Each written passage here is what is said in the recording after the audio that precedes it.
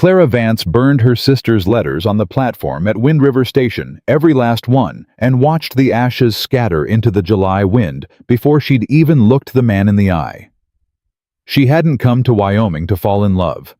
She'd come to tell the truth, hand back the ring, and leave on the next train out.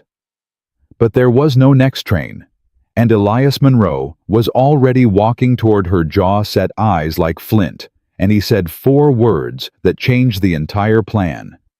"You're staying. Get in." If this story already has your heart, hit that subscribe button right now. Drop your city in the comments below so I can see just how far this tale has traveled, and don't you dare go anywhere. Clara's story is just getting started. The letter in Clara Vance's coat pocket was not addressed to her. It never had been.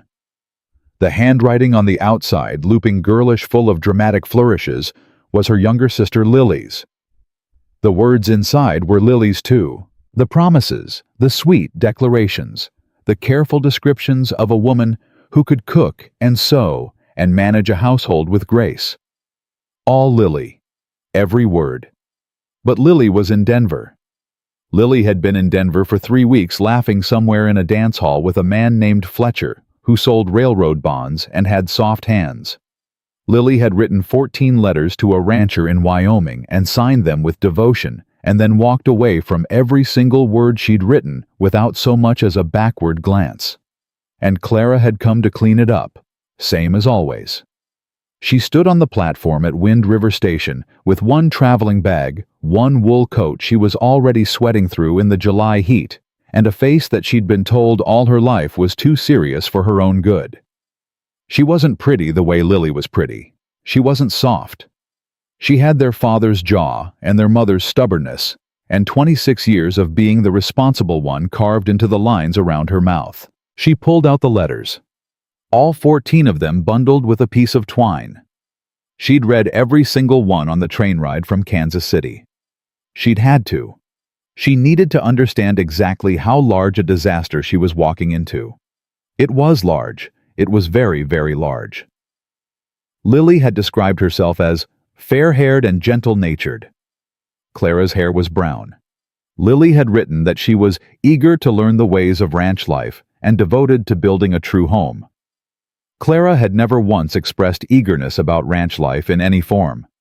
Lily had closed her last letter, sent just 18 days ago, with the words, "I cannot wait to meet you, Elias.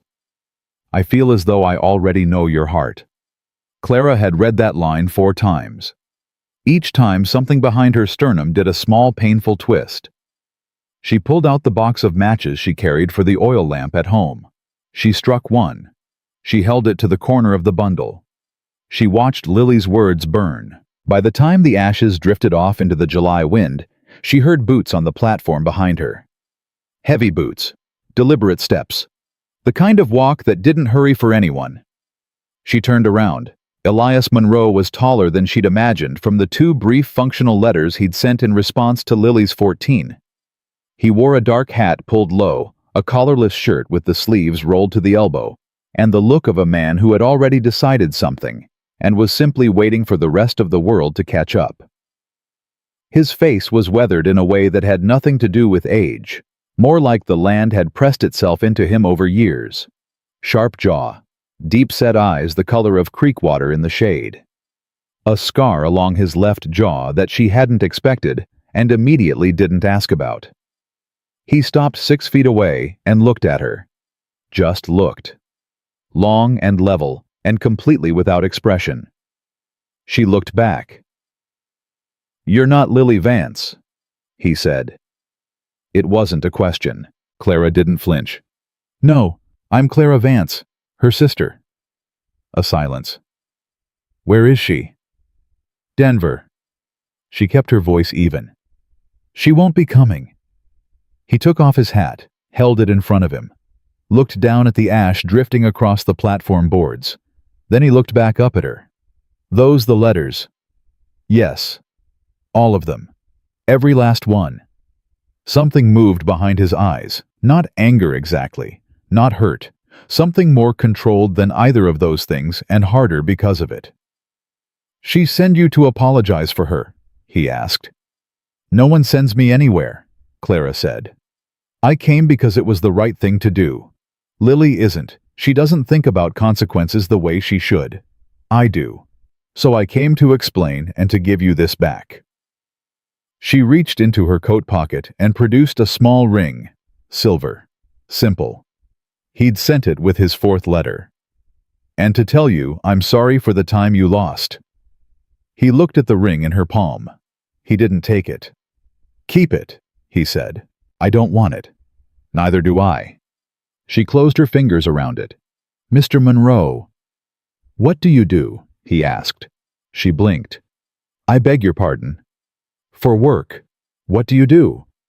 It was such a strange question delivered at such a strange moment that for a second she genuinely didn't know how to answer it. I've kept house for my father since my mother died. I managed his accounts. I can cook. I can sew. I know basic medicine from when I nursed him through a fever 2 winters ago. She stopped. "Why does that matter?" "Because I need a housekeeper," he said. "My last one left in April. I've got 8 ranch hands, 200 head of cattle, a cook stove that fights back, and ledgers that haven't been touched since March. I'm behind on everything." He put his hat back on. "You said you manage accounts." "I did. I do." "Can you cook?" "Yes." "Can you handle men who are rude to you without falling apart?" She almost laughed. It came out as something drier than a laugh. "Mr. Monroe, I just burned 14 letters my sister wrote to a stranger and came 600 miles to apologize for her. Rude men are the least of my troubles." For the first time, something crossed his face. Not a smile. Not quite. But something in the vicinity of one. "1 month," he said. "Trial period. You work hard, you stay out of things that aren't your business, and you do the job. I'll pay you fair wages, and you can decide at the end of the month whether to stay on or go.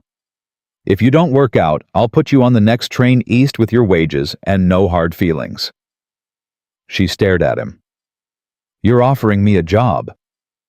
"I'm offering you a month's employment. Yes." "You don't know me." "I know you burned your sister's letters instead of running away from the mess she made. That tells me something." He picked up her traveling bag before she could reach for it. "My wagon's out front." He walked away. Clara stood on that platform for exactly 4 seconds, turning the small silver ring over and over in her palm. She thought about the return ticket folded in the inside pocket of her coat. She thought about Kansas City, where her father's house sat empty and cold and waiting for her to come back and fill it with purpose. She thought about Lily laughing in Denver, who had never once in her life been made to face what she'd walked away from. She put the ring in her pocket. She followed him. The Monroe Ranch sat 12 miles east of Wind River Station, and every one of those 12 miles was made in silence. Not an uncomfortable silence exactly, just the silence of 2 people who had made a decision and were letting it settle before they started asking more questions. Clara sat straight on the wagon bench and looked at the land as they moved through it. Wyoming in July was a thing she had not been prepared for. Kansas City had its own kind of brutal summer heat. This was different. This was vast. The sky here felt like it had been pulled tighter across the earth, closer and more serious, with mountains crowding the western horizon in a way that made the prairie feel both huge and hemmed in at once. The grass was gold brown and restless in the wind. The wind itself was constant, not a breeze, a presence. She pressed her lips together and didn't say anything about the landscape. She wasn't here to admire it. Elias Monroe drove the wagon with the same economy of motion he seemed to apply to everything. No wasted movement. No unnecessary words. Just hands on the reins and eyes on the road, and the slow, settled rhythm of a man who had long since stopped being surprised by anything. "How many people live at the ranch?" she asked finally at the 7-mile mark. "Just me and the main house," he said. "Bunkhouse holds 8, currently 7. Lost a hand last week, broken arm. He'll be back in 6 weeks or so." "Do they take their meals at the main house?" "No. Cookie, that's what they call him. His real name is Harlan handles the bunkhouse kitchen. You'd be cooking for me and managing the main house. Whatever time's left over, you can help with the ledgers." "And the sick child?" she asked. He glanced at her sideways. "What sick child?" She hesitated. In one of the ranch hand's responses, a brief note tucked into Lily's 6th letter, apparently mailed separately by accident, there'd been mention of a child on the property. A girl. She'd wondered about it on the train. In one of the letters that came with Lily's, there was mention of a child on the property. A girl. I may have misread it. He was quiet for a moment. "That'd be Hannah. She's 6. Daughter of my foreman, Pete Caldwell. His wife died 2 years back. Hannah lives on the property. Pete didn't have anywhere else to take her. She eats dinner at the main house most nights because the bunkhouse isn't—" He paused. "It isn't a good place for a little girl." Clara nodded. She said nothing. But she filed that away, a motherless child eating dinner at a rancher's table because her father didn't have better to offer her. That was information that mattered. "Does she have what she needs?" Clara asked. "She has food and a roof." "That isn't what I asked." Another sideways look. Longer this time. "She does all right," he said, and she could hear that the topic was being closed. She let it close. For now. The main house was larger than she'd expected. It was also in a state of dignified chaos. Not filthy, whoever had kept it before, clearly had standards, but the kind of disorder that accumulated over months of a busy man living alone with no one to check it. Dishes stacked and washed, but not put away properly. Papers on the kitchen table that had migrated from the desk in the front room. Boots by the door that needed oiling.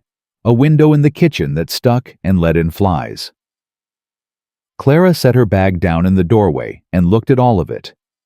Then she looked at Elias Monroe, who was watching her the way she suspected he watched everything, waiting to see what she'd do. "Is there an apron?" she asked.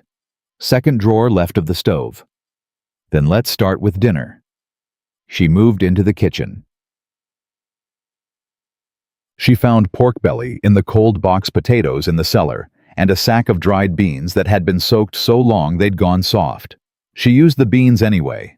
She got the stove lit on the 3rd try, which the stove apparently found acceptable because it stopped fighting her. She made dinner for 2 without asking further questions, set the table without being told where anything went. She figured it out and had food on the table by the time Elias came back in from the barn. He stopped in the kitchen doorway and looked at the table. "You didn't have to do it tonight," he said. "I was hungry," she said. "Sit down." He sat. She sat across from him. They ate. It was not romantic. It was not warm. It was 2 people who were strangers eating food together because they were both hungry and both too practical to pretend otherwise. But somewhere in the middle of it, Elias reached for the salt, and Clara had already moved it to the right side of the table, because she'd noticed when he reached for it at the beginning of the meal that the shaker had been on the left, which was too far. He glanced at her when he found it in the right place. She was already looking at her plate. Neither of them said anything about it. After dinner, while she was washing up, small boots appeared in the kitchen doorway. She didn't turn around. "You can come in," she said. The boots shuffled. Then a small voice. "Who are you?" "My name is Clara." She kept washing. "What's yours?" "Hannah." "Hello, Hannah." A pause. Mr. Elias said someone new was here. He was right. She turned around, then drying her hands on a dishcloth. The little girl in the doorway was maybe 6, dark-haired and serious-faced, the way children get when they've been through something too large for their age. She was holding a rag doll by one arm, looking at Clara, the way Clara suspected Clara looked at most things, like she was taking the measure of it before she committed to an opinion. "Can you make biscuits?" Hannah asked. "I can." "Cookie's biscuits are terrible." "I'm sure he tries his best." "He doesn't," Hannah said with complete certainty. "He doesn't even try." Clara pressed her mouth together against a smile. "Well, I'll make biscuits tomorrow morning, and you can tell me what you think." Hannah considered this. Then she nodded once with the gravity of a much older person and padded back out of the kitchen. Clara turned back to the dishes. She heard from the front room the low murmur of Elias Monroe's voice talking to the little girl. She couldn't make out the words, but something about the tone, careful, quieter than he'd been with her patient in a way he hadn't bothered to perform, made her stop washing for just a moment. Then she went back to it. She did not sleep well the first night. The room they'd given her was small and clean and had a window that looked out toward the mountain range, and the silence of the Wyoming dark was nothing like Kansas City. No street noise, no neighbors, just wind and the occasional sound of cattle in the distance and the creak of the house settling around her. She lay on her back in the dark and went through the ledgers in her head, the ones she hadn't touched yet, but had seen sitting on the desk in the front room, 3 leather-bound books stacked crooked. She'd peeked at the top one while Elias was out back after dinner. The entries were functional, but irregular. He'd been entering expenses, but not tracking them properly against the cattle revenue. She could see even from 3 minutes of looking at least 2 places where the numbers didn't reconcile, which meant either something had been paid twice or something hadn't been paid at all, and either one of those options was a problem. She stared at the ceiling. She had come to apologize for her sister. She had come to return a ring and walk away clean. She had burned 14 letters to a stranger and made herself free of the whole mess. Instead, she was lying in a stranger's spare room, thinking about his ledgers. She pressed her palms flat against the mattress and made herself breathe. 1 month, she told herself. That's all. Do the job. Do it right. 1 month and then you decide. She believed it when she said it. She was not entirely sure she believed it by the time she fell asleep. Morning came hard and early, the way mornings did in working country. She heard the ranch hands moving before the sun was fully up, heard the horses, heard Pete Caldwell's voice cutting across the yard with directions that carried the particular sharpness of a man who'd been managing other men for years. She was already dressed when the light changed. She made biscuits. Real ones, buttermilk 2 rises browned properly on top. She made coffee strong enough that it had opinions. She fried bacon until it stopped arguing with the pan. She set the table and was pouring the second cup of coffee when Elias Monroe came through the back door, stopped, and looked at the kitchen. She could see him registering the smell, the set table, the stack of biscuits. "Hannah said you promised biscuits," he said. "I did." He sat. He picked up his cup. He drank. He didn't say anything about the coffee, but he also didn't put it down, which she took as adequate review. Hannah appeared at 6:45 in her nightgown, hair, sideways ragdoll in hand, following her nose to the kitchen like a small, solemn compass. She climbed into the chair across from Elias and held out her hand for a biscuit without ceremony. Clara put one on her plate. Hannah bit into it. She chewed. She thought about it with the complete seriousness of a food critic. "Okay," Hannah said. "These are good." "High praise," Clara said. Elias Monroe across the table was looking at his plate, but the corner of his mouth had moved, just barely, just enough. Clara poured herself a cup of coffee and sat down to eat, and did not make anything of it. After breakfast, she opened the ledgers. She worked at the desk in the front room for 3 hours. She didn't ask permission, and she didn't announce what she was doing.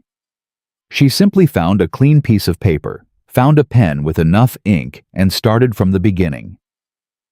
By the time Elias came in from the south field at mid-morning, she had a full page of notes and 2 specific questions.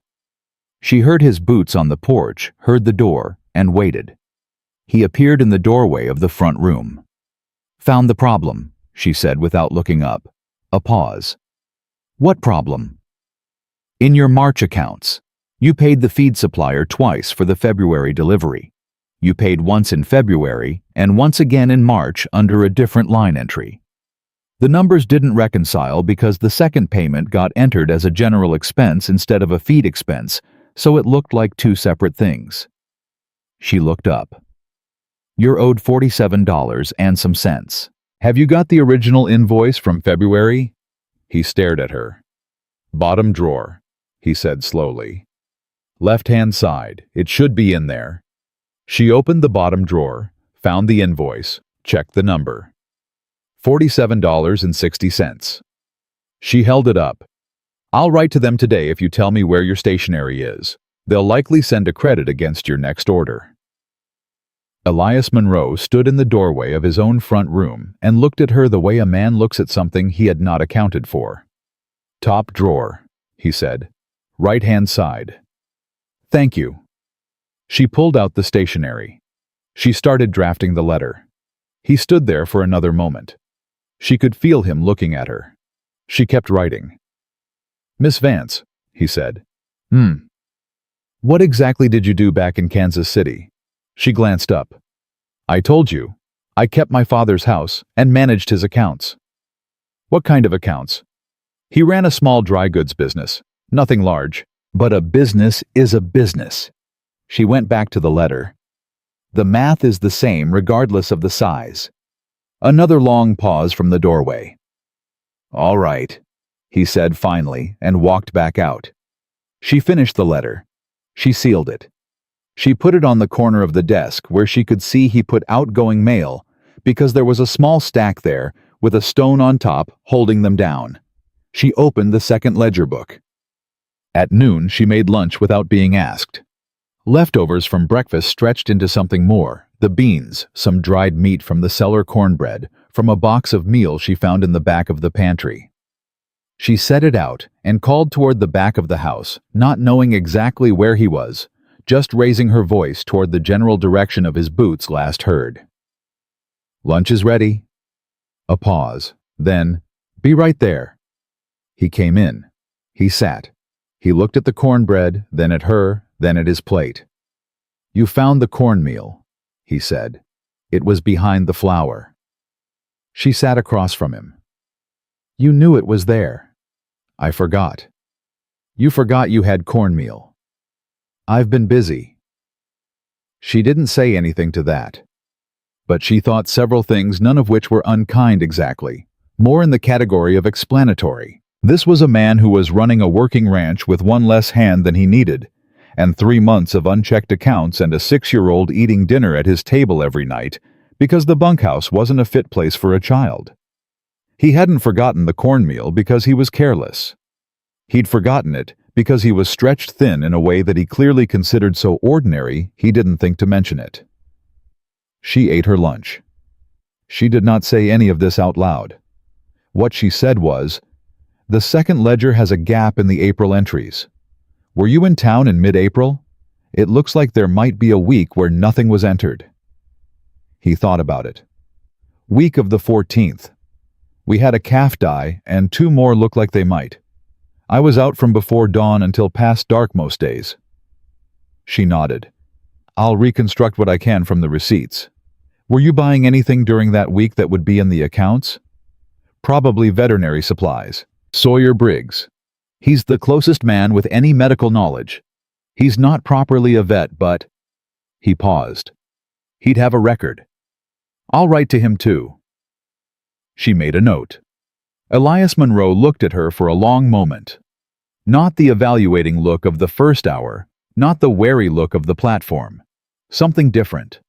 Something she didn't have an immediate word for. Why'd you really come? He asked. She looked up. I told you.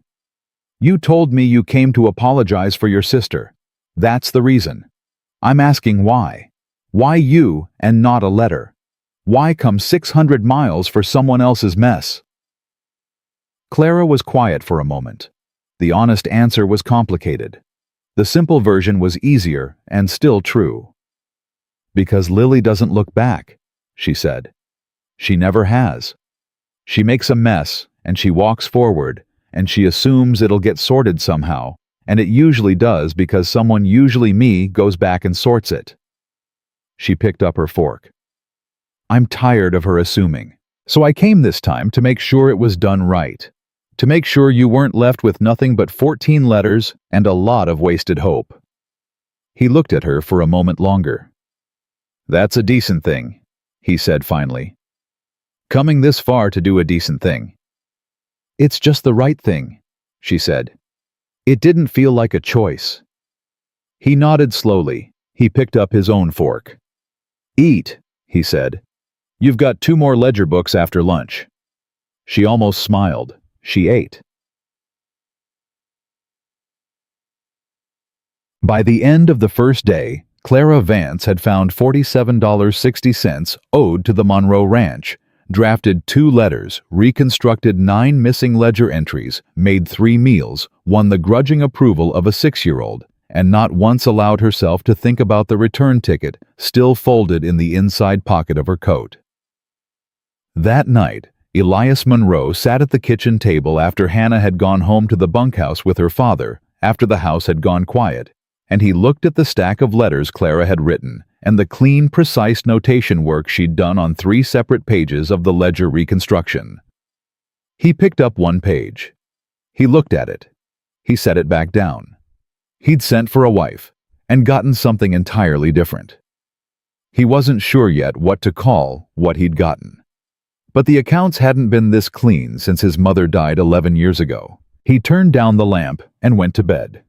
And outside, the Wyoming wind moved through the July dark the way it always did, indifferent and constant, and carrying with it the particular silence of a place that had no patience for people who weren't serious about staying. Clara Vance, in her small, clean room down the hall, had already decided she was going to be serious about it. She just hadn't told him yet. The second morning, Clara woke up before the ranch did. Not because she'd slept well. She hadn't. She'd lain awake past midnight with the second ledger book running through her head, figures and gaps, and a pattern she hadn't let herself name yet because she wasn't sure enough. But the thought was there, sitting quiet and stubborn in the back of her mind like a stone in a boot. She'd get to it. First, she had to earn her place in the kitchen before she started earning opinions about the accounts. She had coffee on before the first boot hit the porch. She had biscuits in the oven before the second. When Elias Monroe came through the back door, she didn't look up. "You were up early," he said. "Didn't see the point in lying there." She turned the biscuits. "There's coffee." He poured himself a cup. He stood at the counter and drank it and didn't say anything for a long moment, and she had already learned in one day that his silences were not the uncomfortable kind.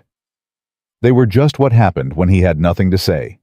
She found she didn't mind them. "Got a letter from the feed supplier 2 years back," he said finally. "About an overcharge. I never followed up on it." She stopped, turned. "How much?"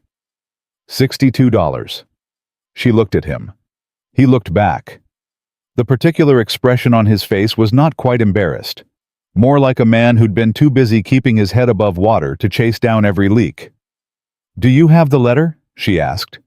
"Somewhere." "Find it," she said. "After breakfast."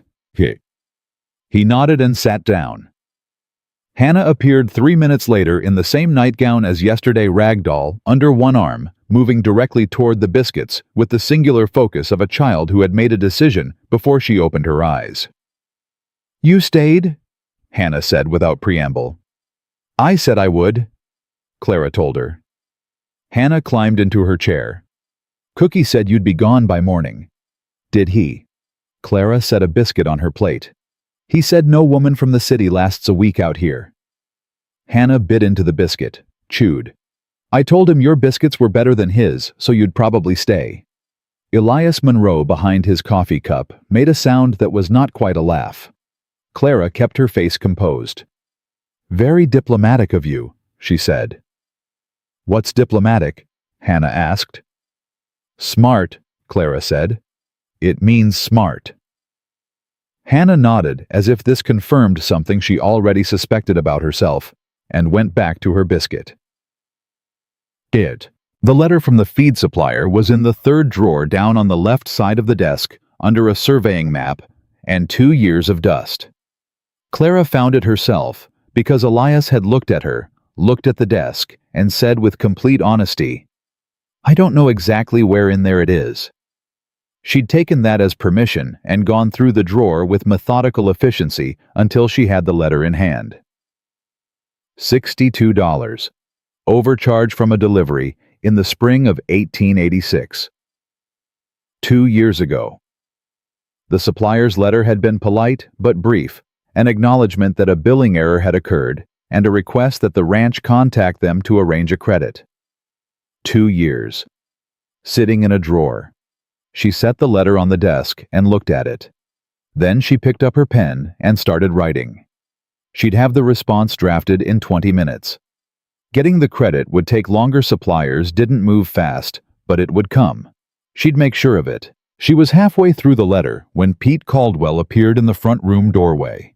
He was a compact, sunburned man in his late 30s with the look of someone who'd been outdoors his whole life and had strong opinions about everything except his own feelings. He was holding his hat in his hand, which she'd already learned meant he wanted something. He looked at her the way most of the ranch hands had looked at her since yesterday, like a complication he hadn't budgeted for. "Miss Vance," he said. "Mr. Caldwell. I need to speak with Monroe. He's out back with the farrier." She kept writing. "Is it something I can help with?"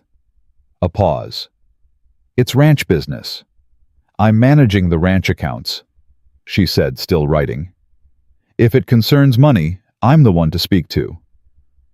Another pause, longer this time. She could feel him working through his options. "The water," he said finally. "The South Creek. It's running low. Lower than it should be for July. I need to talk to Monroe about whether we move the south herd." She looked up. "How low?" He blinked as if he hadn't expected a question. "Low enough that if it drops another foot, we'll have a problem." "Has it dropped before in July?" "Not like this. Not in the years I've been here." She thought about that. "Has anything changed upstream?" He was quiet for a moment. "There's a new operation up near the ridge. Hargrove's people. They've been running wire the last couple months." She looked at him steadily. "Hargrove." "Douglas Hargrove. He bought up the Whitmore spread in May. Nobody's seen him yet. He sends a man named Cutter to do his talking." Something shifted in Pete's face, a tightening. "Cutter's not the kind of man who does his talking politely." Clara set her pen down. "How long has the water been dropping?" "About 6 weeks." 6 weeks. Since about the time Hargrove bought the Whitmore spread and started running wire. She filed that carefully and precisely in the place in her mind where she put things that needed to be returned to. "Tell Monroe when he's back from the farrier," she said, "and tell him I want to be part of that conversation." Pete looked at her for a long beat. "It's ranch business," he said again, but with less conviction. "It's water," she said. "And water is money, and money is my department." She picked up her pen. "Tell him." Pete put his hat back on and left. She heard him go without turning around. Elias Monroe came in at mid-morning with grease on one hand from the farrier work and a look on his face that meant Pete had told him. She had 3 questions ready and a clean sheet of paper. He sat down across from her at the desk. That was new. Yesterday he'd stood in doorways. Today he came to the table. "Tell me about Hargrove," she said. "Bought the Whitmore spread in May. 40 acres north of mine, controls the upper reach of the South Creek." He leaned back. "I haven't met him. His man Cutter came through 6 weeks ago, said they were making improvements to the property. Didn't specify what kind. And the water's been dropping for 6 weeks." "Yes." "Do you have a water rights document?" she asked. "A deed or a filed claim on the creek?" He was quiet. She looked at him. Elias. It was the first time she'd used his given name. He noticed. She noticed that he noticed. "My father filed the original claim in '72, he said. "It's in the county records. But the physical copy I had, there was a fire in the office building in Laramie 3 years ago. A lot of records were lost." She was already writing. "What county records office? Who's the clerk?" "Laramie County. Clerk's a man named Willis, Gerald Willis." He watched her write. "What are you doing?" "Writing a letter to Gerald Willis requesting a certified copy of the original water rights filing." She kept writing. If Hargrove is diverting that creek deliberately, you need documentation. Without the paper, you've got a word and a prayer, and a very good lawyer, and lawyers cost more than certified copies. Elias was looking at her the way he'd looked at the biscuits on the first morning. Like something had shown up that he'd needed for a long time without knowing to ask for it. "You think he's diverting it deliberately?" he said. "I think a creek doesn't drop 6 feet in 6 weeks in summer without a reason." She folded the letter. "I think the reason has a name, and that name bought 40 acres in May. But I don't know yet. So we get the documentation first, then we find out." A beat. "Miss Vance." "Clara," she said without thinking about it. "It's faster." Something moved in his expression. Quiet controlled the way everything was with him. "Clara, have you dealt with land disputes before?" "No, but I've dealt with men who thought the rules didn't apply to them, and the solution is always the same." She set the letter on the outgoing stack. "You make sure you know the rules better than they do, and then you show them the proof." He looked at the letter, then at her. Then he stood up. "I'll ride out to the South Creek this afternoon," he said. "See what I can see. Take Pete and take note of exactly where the water level is, so we have a baseline." She picked up the third ledger book. "I'll have the letter to Willis ready for the afternoon mail." He stopped in the doorway. "What?" she asked without looking up. "Nothing."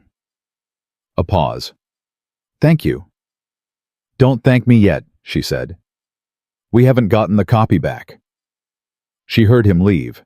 She opened the ledger and started reading, and in the back of her mind, the name Hargrove sat like that stone in a boot, small and specific and impossible to ignore. The afternoon brought heat and the letter to Willis, and a new development nobody had asked for. Hannah fell sick. It started at lunch. The little girl came to the main house as usual, sat in her chair, and then didn't eat. Clara noticed immediately. A child who had eaten 2 biscuits at breakfast with focused enthusiasm did not leave a plate untouched at noon without a reason. "Hannah." She kept her voice easy. "Not hungry." Hannah shook her head. "Does something hurt?" A small pause. "My stomach." Clara crossed to her and put the back of her hand against Hannah's forehead before she'd consciously decided to do it. Hot.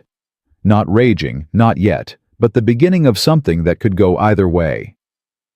"Come on," Clara said, and held out her hand. Hannah took it without protest, which was itself a symptom. A child who was all right didn't take a stranger's hand without protest. Clara got her to the small room off the bunkhouse, where she slept with her father. Pete was still out with Elias at the South Creek, and got her onto her cot and pulled off her boots. She looked at Hannah's face, too flushed. Breathing okay. Eyes tracking, which was good. Stomach pain and fever in a child this age, she ran through what she knew. Her father's illness 2 winters ago had taught her more than she'd ever wanted to know about fever and what it could become if you weren't careful. "Does the pain move around or stay in one place?" she asked.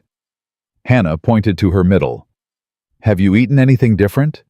Anything from outside, maybe berries or plants?" Hannah hesitated. A child's hesitation, the kind that meant yes. "Hannah." "There were some berries," Hannah said in the small voice of a person about to admit something they'd been hoping not to admit. "By the east fence, red ones. I only ate a few." Clara sat back. "Show me your hands." Hannah held them out. The tips of 2 fingers on her right hand had a faint reddish stain that hadn't washed off.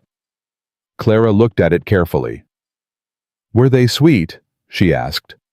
"A little, not very." Not pokeweed, the fingers would be more stained and the symptoms worse. Not nightshade, the timing was off and the presentation was wrong. Most likely some variety of wild berry that was mildly toxic in small amounts, which meant nausea and fever and discomfort, but not danger. Not if they managed it right. She looked at Hannah straight. "I need you to be honest with me. Any dizziness, any trouble seeing clearly?" "No," Hannah said. My stomach just really hurts. I know. Clara put her hand briefly on the girl's hair. You're going to be all right. This isn't serious. But I need to stay with you for a while, and I need you to drink water when I tell you to. Can you do that? Hannah nodded. She looked up at Clara with dark, serious eyes. Are you a doctor? No, I just paid close attention when I needed to. Clara stood. Rest. I'll be back in 2 minutes. She found what she needed in the main house pantry peppermint that had been dried and stored in a tin, which she hadn't been looking for, but had noticed the day before, the way she noticed everything. She made a weak tea. She brought it back. She sat on the edge of the cot and watched Hannah drink it in small, careful sips, and she talked to her. Easy things, nothing important. Just the sound of a steady voice in a room where a child was feeling bad. Hannah fell asleep an hour later. Clara sat for another 20 minutes until she was sure the sleep was easy and not the heavy wrong kind. Then she went back to the front room and opened the third ledger, because the work didn't stop, because something else had happened, and she'd learned a long time ago that the best thing you could do in uncertain times was handle the things you could handle. Elias came back from the South Creek at 5 in the afternoon. He walked into the main house and stopped. Hannah was asleep on the settee in the front room, covered with a light blanket rag doll tucked against her side. Clara was at the desk. What happened? He said. Wild berries by the east fence. She's all right. Mild fever, stomach upset. She drank peppermint tea and slept it off. She'll be fine by morning. Clara didn't look up. The east fence needs to be checked. Whatever she found, there's likely more of it. Pete should know.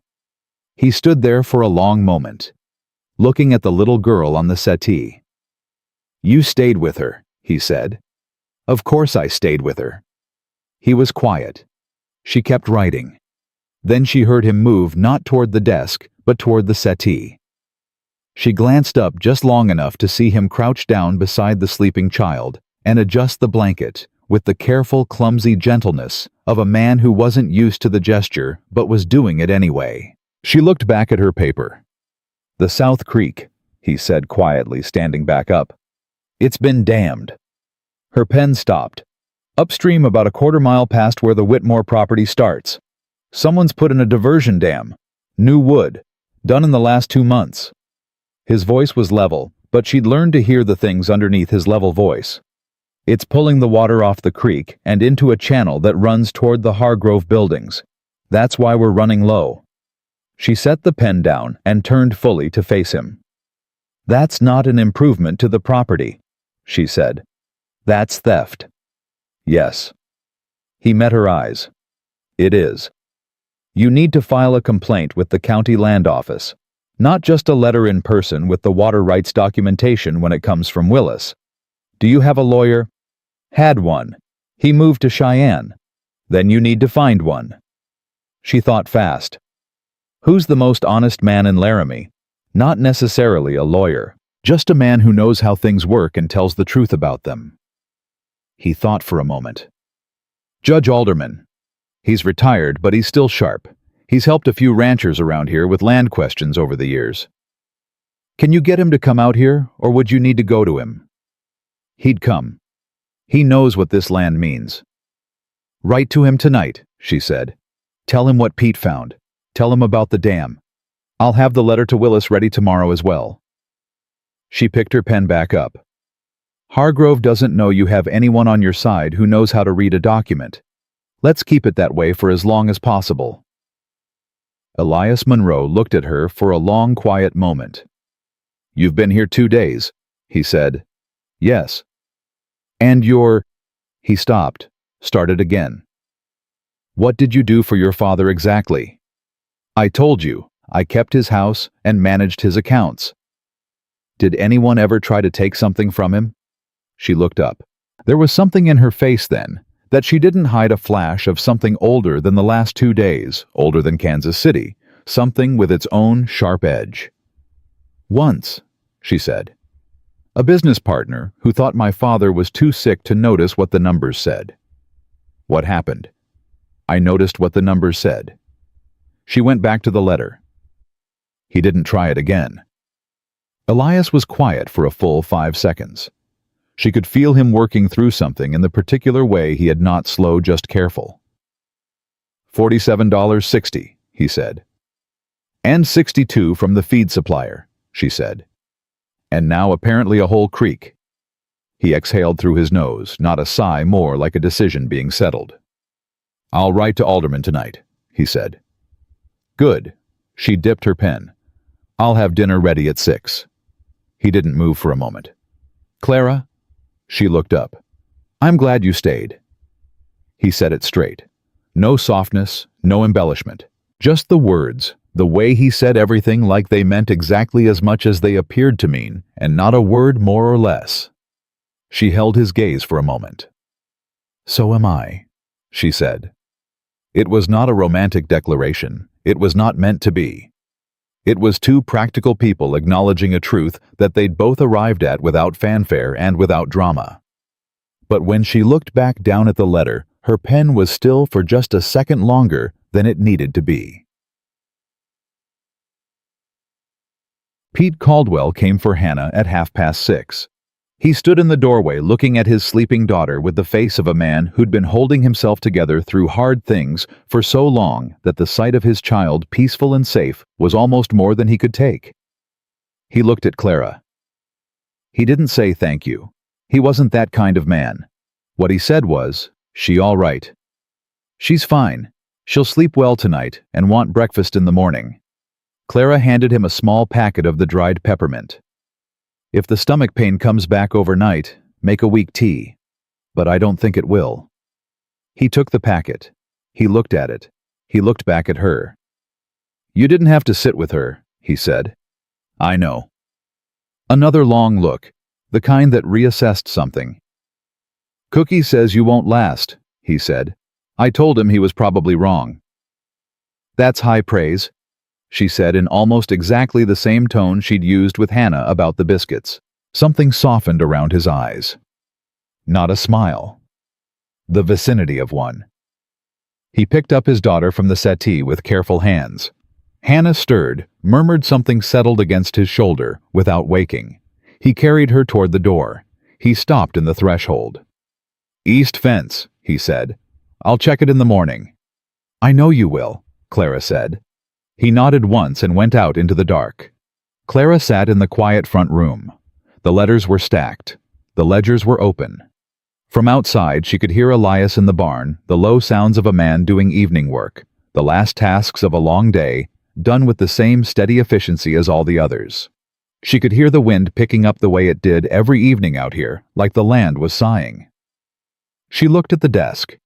She looked at the third ledger at the page she'd been working through, before everything else happened, at the column of numbers that had been bothering her since this morning. She looked at it more carefully now. She pulled the book closer. The numbers for March were off. Not the way April was off, that was a gap in absence. March was something different. March had entries. Careful, regular entries. But the total at the bottom of the page didn't match the sum of the individual entries by $11.40. A small discrepancy. The kind of thing that happened when someone was tired or in a hurry. Or the kind of thing that happened when someone changed a number and didn't bother to correct the running total. She sat very still. She went back to February, checked the total against the entries. They matched. She went to January. Matched. She went back to March and went through every line, every entry, every number slowly, carefully, with the part of her brain that her father had once called her gift, and she'd always thought of more as a refusal to be fooled. There. Fourth line from the bottom. A payment entered as $22.40. But the ink was slightly different on the second two. Not dramatically. Not obviously. Just different enough if you were looking closely enough if the light was right. Someone had changed that number. The original entry had likely been $12.40. Someone had turned the 1 into a 2 and pocketed $11.40. The entry was for supplies, signed off with initials she couldn't fully read. She sat back in her chair and looked at the ceiling. 2 days. She had been here 2 days, and she'd already found an overpayment to a supplier, recovered a forgotten credit, documented a water theft, nursed a child through berry poisoning, and now this. Someone on this ranch, past or present, had been skimming from Elias Monroe's accounts. The sound of his boots on the porch. The back door. She had the ledger closed and her hands folded on the desk by the time he came into the front room. She looked at him steadily. She wasn't ready to tell him yet. She needed one more day to verify. She needed to check the surrounding months. She needed to be absolutely certain before she put that particular stone in his hand, because when she gave it to him, she intended to give it with proof, and not just suspicion, and what it would cost him when she did. The knowledge that someone in his own house had taken from him that cost was real, and she wasn't going to make him pay it before she was sure. "Ledgers?" he asked. "Going well," she said. "I'll have the March accounts reconciled by tomorrow." He looked at her face for a moment. He was perceptive in the quiet, watchful way of a man who spent more time listening than talking, and she got the sense he knew she wasn't telling him everything. But he didn't push.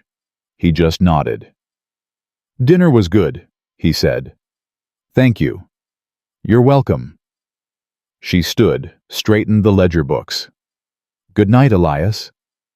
"Good night," he said. She walked down the hall to her room. She lay on her back in the dark with the wind outside and the numbers in her head and the particular tightness behind her sternum that she got when she was carrying something she wasn't yet ready to put down. One more day. She'd know for certain by tomorrow. And then she was going to have to hand Elias Monroe a truth he hadn't asked for about a betrayal happening inside his own walls, on top of everything else that was already pressing down on this ranch from the outside. She closed her eyes. 1 month, she had told herself on that first night.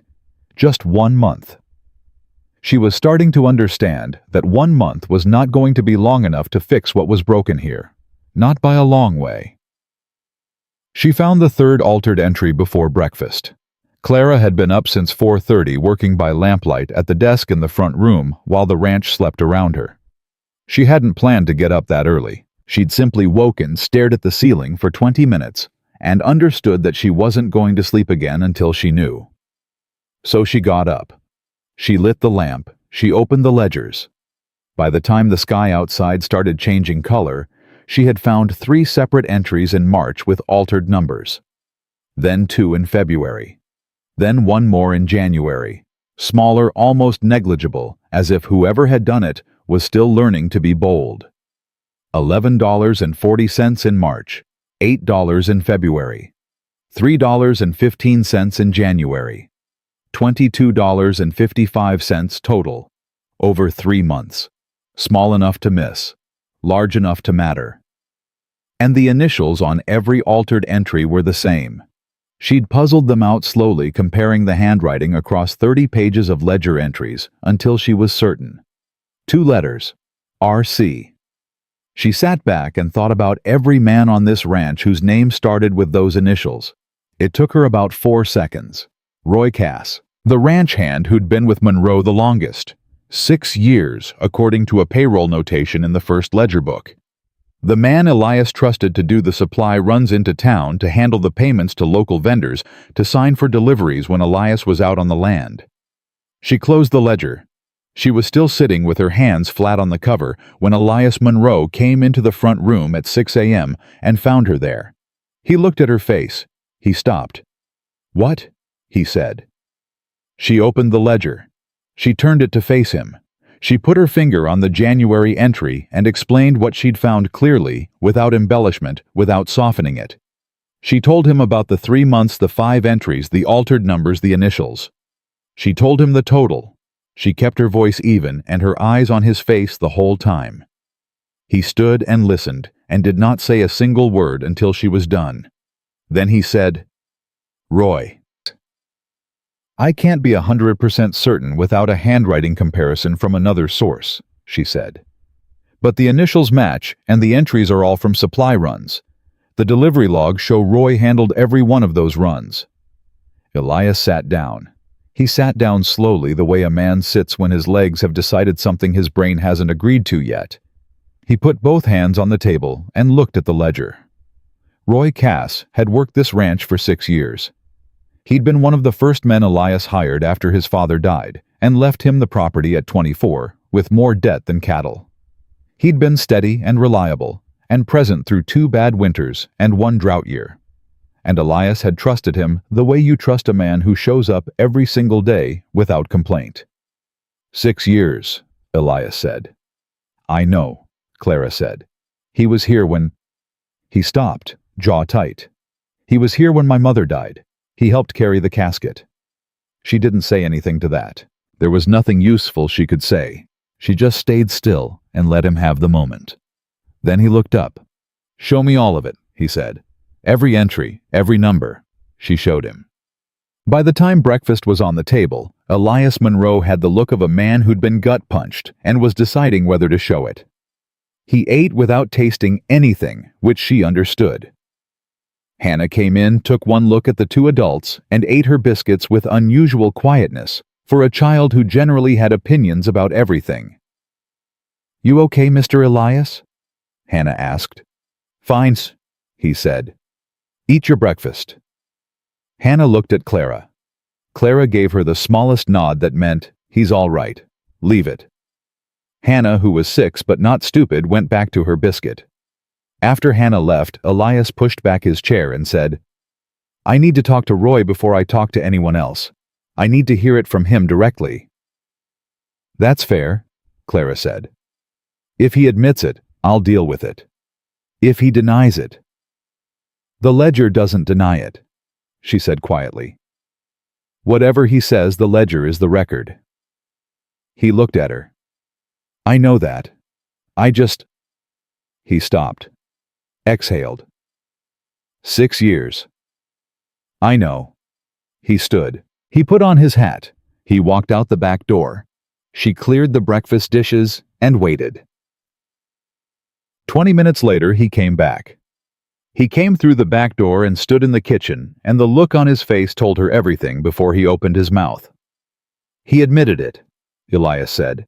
She set down the dish she was holding. He said he'd been meaning to pay it back. He said he needed money for something he didn't want to talk about, and he thought... Elias stopped. His voice had gone very controlled, the kind of controlled that meant something underneath it was working hard to stay in place. He thought I wouldn't notice. Did he give it back? He didn't have it. Spent. A muscle in his jaw moved. I told him to be off the property by noon. His wages through yesterday are his. I'll mail the rest of what he's owed once I've finished accounting for what he took. Clara nodded. She waited to see if there was more. He said... Elias pulled off his hat and set it on the table with more force than he needed to.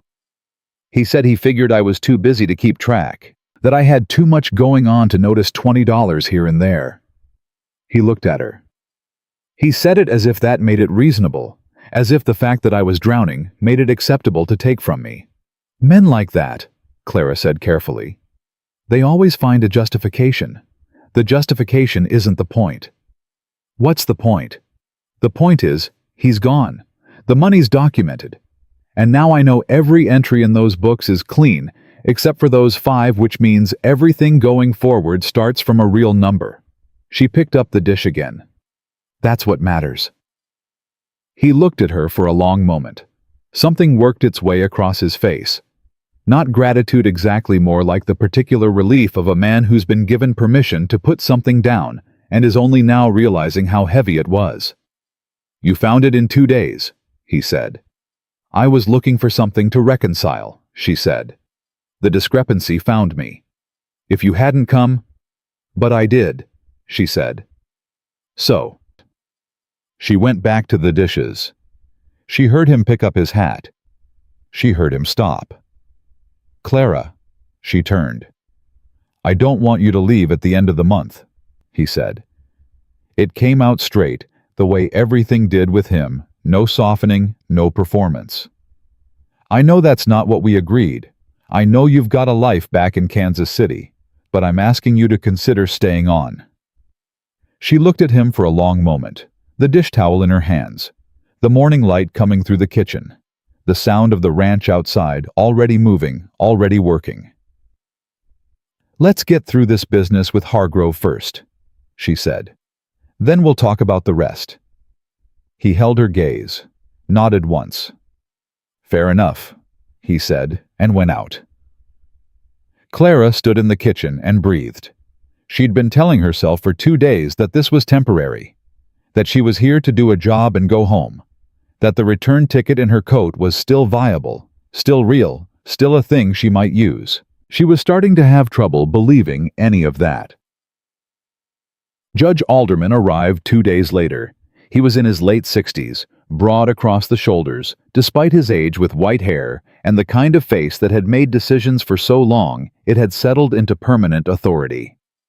He came in a hired buggy from Laramie, drank Clara's coffee without commenting on it, which she respected, and spread the documents she'd prepared across the kitchen table with the deliberate efficiency of a man who'd been handling legal paper for 40 years.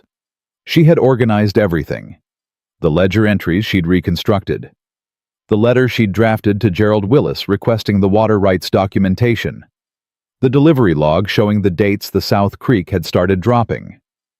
A timeline she'd drawn up in her clearest handwriting of every event from Hargrove's purchase of the Whitmore spread through to the current water level. Judge Alderman went through it page by page. He asked 3 questions. Clara answered 2 of them before Elias could open his mouth, which caused the old judge to look at her over the top of his glasses with an expression that was equal parts surprise and approval. "Miss Vance," he said, "how long have you been involved with the Monroe Ranch?" "5 days, she said. He looked at Elias. "Marry this woman," he said without inflection. Elias Monroe said nothing. Clara felt the back of her neck get warm and decided she hadn't heard it. "The timeline is solid," the judge said, returning to the papers. "The question is proof of diversion. You've documented the water drop. You've documented the timeline relative to Hargrove's purchase. What you don't have yet is direct evidence that the dam is on water rights that belong to Monroe. The certified copy from Willis will establish the original claim," Clara said, "when it arrives." The judge tapped his fingers on the table. "In the meantime, Hargrove can deny everything. His man Cutter is already making friends in town. I've heard about it. Buying drinks, making introductions suggesting that Monroe's water claim is weaker than it appears." He looked at both of them. "Someone's been talking to Hargrove about this ranch." The table went quiet. Elias looked at Clara. She was already thinking at the same thought, arriving at the same moment. Roy Cass had been fired 2 days ago. Roy Cass, who knew this ranch better than almost anyone. Who knew about the water rights, the account status, the ledger gaps. Who had 5 days before Clara arrived still been running supply runs into Laramie, into town, where a man named Cutter had been buying drinks and making friends. "Elias," she said quietly. "I know," he said. His voice had gone flat in a way she hadn't heard before. "I know what you're thinking. It's possible Roy was talking before I found the ledgers," she said. "It's possible Hargrove already knew more about the state of this ranch than you realized." Judge Alderman looked between them. "You want to explain that," Elias explained. Briefly, without detail, the bare facts of Roy Cass and the altered ledger entries and the termination. The judge listened with his hands folded. When Elias finished, the judge said, "Do you have any evidence connecting Cass to Hargrove directly?" "Not yet," Clara said. "But the timing." "The timing is suggestive," the judge agreed. "It isn't evidence." He sat back. "Here's what I can do. I know Gerald Willis personally. I'll send a wire today, not a letter, a wire requesting that certified copy with my name on the request. He'll move faster. You should have it within the week." He looked at Clara. "Your timeline is good. Keep building it. Every day that water drops, document it. Measurements, dates, witnesses. Pete Caldwell signs off on every entry." "Done," she said. "And stay away from Hargrove's people for now. Don't go near that dam. Don't send anyone near the Whitmore property line." He looked at Elias. "You understand. Let me work through the legal channels first. If you go out there and start something physical, you lose the moral ground." "Understood," Elias said, but his voice was a wire stretched too tight. Clara heard it. So did the judge. Monroe, the judge said. I mean it. I know what it is to watch someone take what's yours. But you do this right and you win. You do this wrong and Hargrove's lawyers eat you alive. He paused. Do you trust Miss Vance's work? A beat. Yes, Elias said. Then trust the process she's building. He stood collecting the papers. I'll take these with me. I'll have the request to Willis sent by tonight. Sit tight. He left at noon. Clara stood on the porch and watched the buggy go, and beside her, Elias Monroe was very still in the particular way that meant he was holding something down with both hands. He's right, she said. I know he is. But it's my water, he said. My father filed that claim before I could walk. He diverted a creek to build this ranch. He built the South Channel by hand, him and 2 other men over 3 summers. He exhaled hard. That water isn't just a resource. It's... He stopped. It's part of what your father left you, she said quietly. He looked at her. Yes, he said. She nodded. She understood that. She understood it in the specific way of a person who had also spent years maintaining something a parent had built, holding it together with both hands because it was all that remained. She didn't say any of that out loud. She didn't need to. Then we do it right, she said. So you keep it. He held her gaze for a long moment. Then he turned and went back to the barn, and Clara went back to the desk, and the afternoon moved forward, the way difficult afternoons do slowly with weight and no shortcuts. Habo. The letter arrived from Willis on the 5th day. Not a certified copy. A response. Clara opened it at the desk while Elias was out with the herd. She read it once. She read it again. She set it down on the desk and sat very still for 30 seconds. Then she picked it up and went to find Pete Caldwell. He was in the yard. She handed him the letter without preamble. He read it. His face went through several things in quick succession. That can't be right, he said. Read the second paragraph again. He read it again. Willis is saying the original filing is missing. Willis is saying the original filing is not in the county records, she said carefully. Which is not the same thing as saying it was never filed. It was filed. Your employer knows it was filed. Judge Alderman knows it was filed. But the physical record. The fire, Pete said. 3 years ago, in the county office building. Willis says he's searching the backup ledgers, she said. But those weren't complete. They were copies made 6 months before the fire, which means anything filed in the 6 months prior to the fire may not be in the backup. Pete's expression had gone to something hard and specific. So Hargrove. If Hargrove knew the original was lost in the fire, she said, and he knew that the backup ledgers might not contain it, he would also know that Monroe's claim might be very difficult to prove. She kept her voice steady. That's not an accident. A man doesn't buy 40 acres and immediately divert a creek if he isn't already certain the creek's legal owner can't prove ownership. Pete stared at her. Somebody told him, he said. Somebody told him. She agreed. They looked at each other across the yard in the hot July afternoon. Roy, Pete said. Roy knew about the fire. Roy did the supply runs into Laramie. Roy knew the state of the accounts and the legal situation. She folded the letter, and Roy needed money for something he wouldn't explain. Pete's jaw had gone tight enough to see from several feet away. I never liked him, he said, which was not useful but was clearly true. Tell Monroe when he comes in, she said. Tell him exactly what the letter says and what we think it means. Don't soften it. You're not going to tell him yourself. I'll be there, she said. But he needs to hear it from you first. You've been here longer. He trusts your read of it. Pete looked at her steadily. You're thinking about how he'll take it. I'm thinking about what he'll need to do next and who he'll need beside him to do it. She met his eyes. He's going to be angry. He should be angry. But after the anger there's work, and I need him clear-headed for the work." Pete Caldwell looked at her for a long moment with the expression of a man updating an assessment he'd made too quickly. "You're good at this," he said. "I've had practice," she said, and went back inside. Chabeg. Elias Monroe came in at 5. Pete told him in the yard.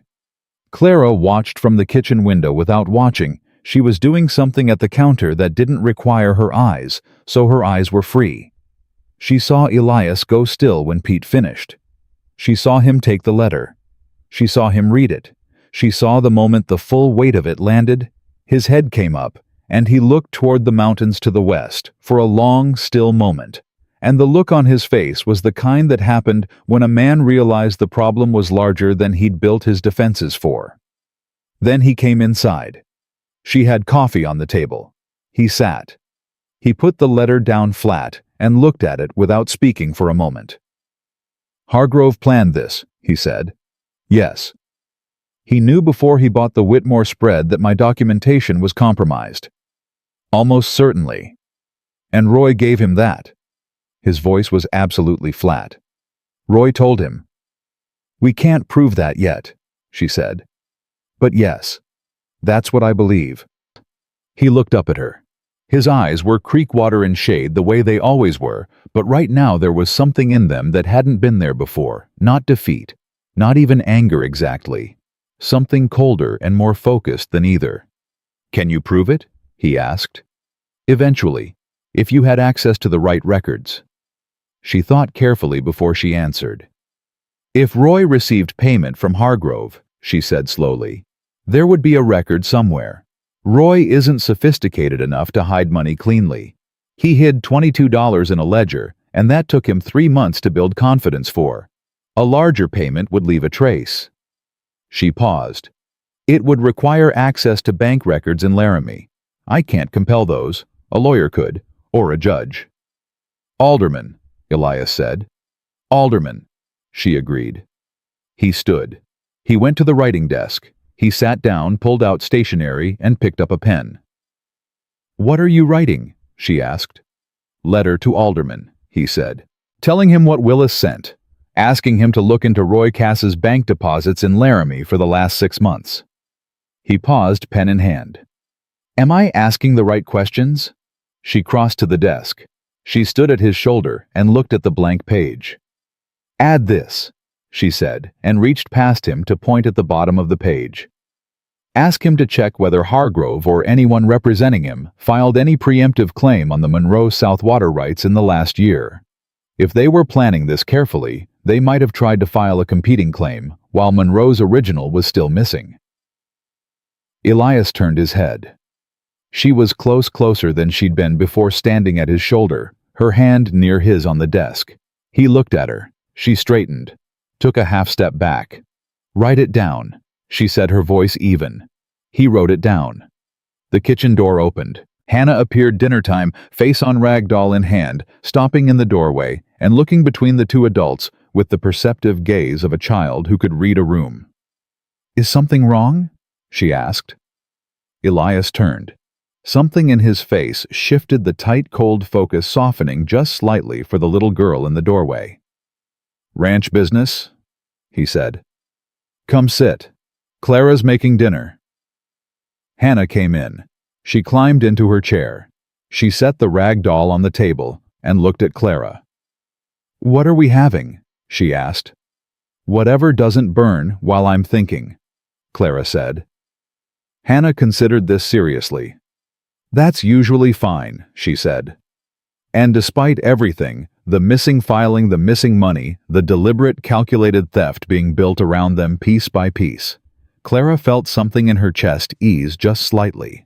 She went to the stove. She made dinner. She listened to Hannah tell Elias about a bird she'd seen by the east fence with a very unusual tail, and she listened to Elias answer with more patience than she'd expected, asking questions, keeping the conversation moving.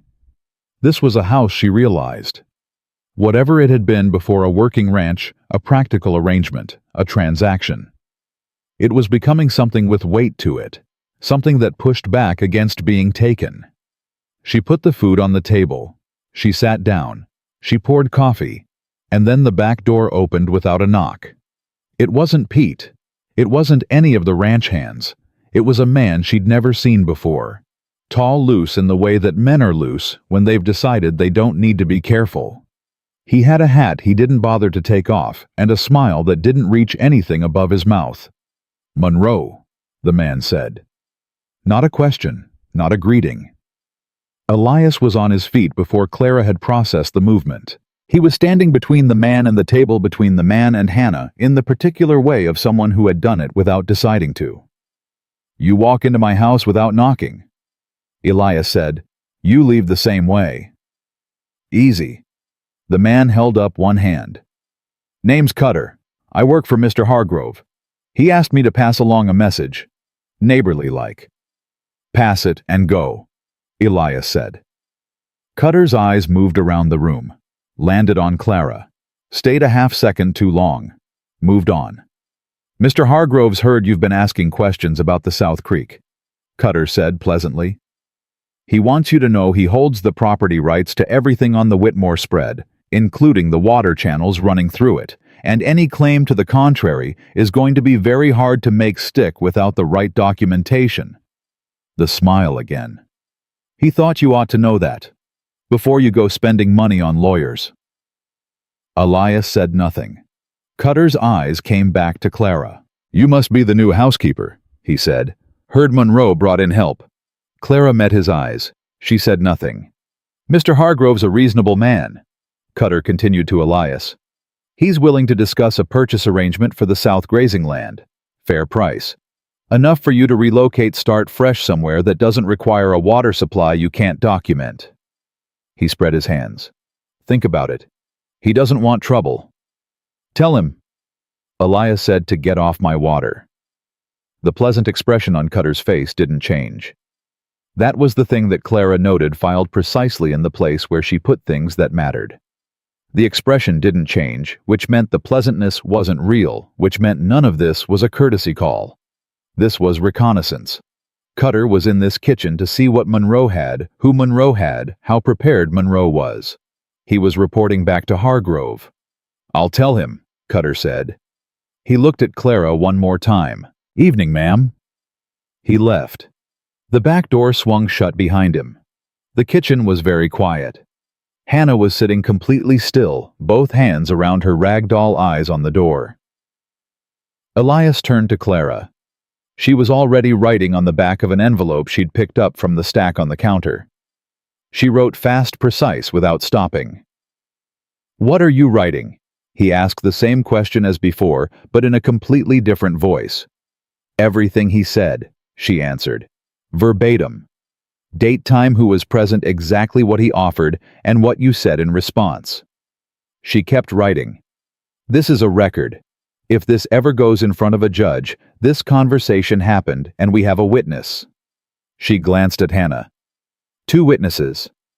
Elias looked at Hannah. Hannah looked back at him with complete seriousness. "I heard all of it," Hannah said. "Good girl," Clara said.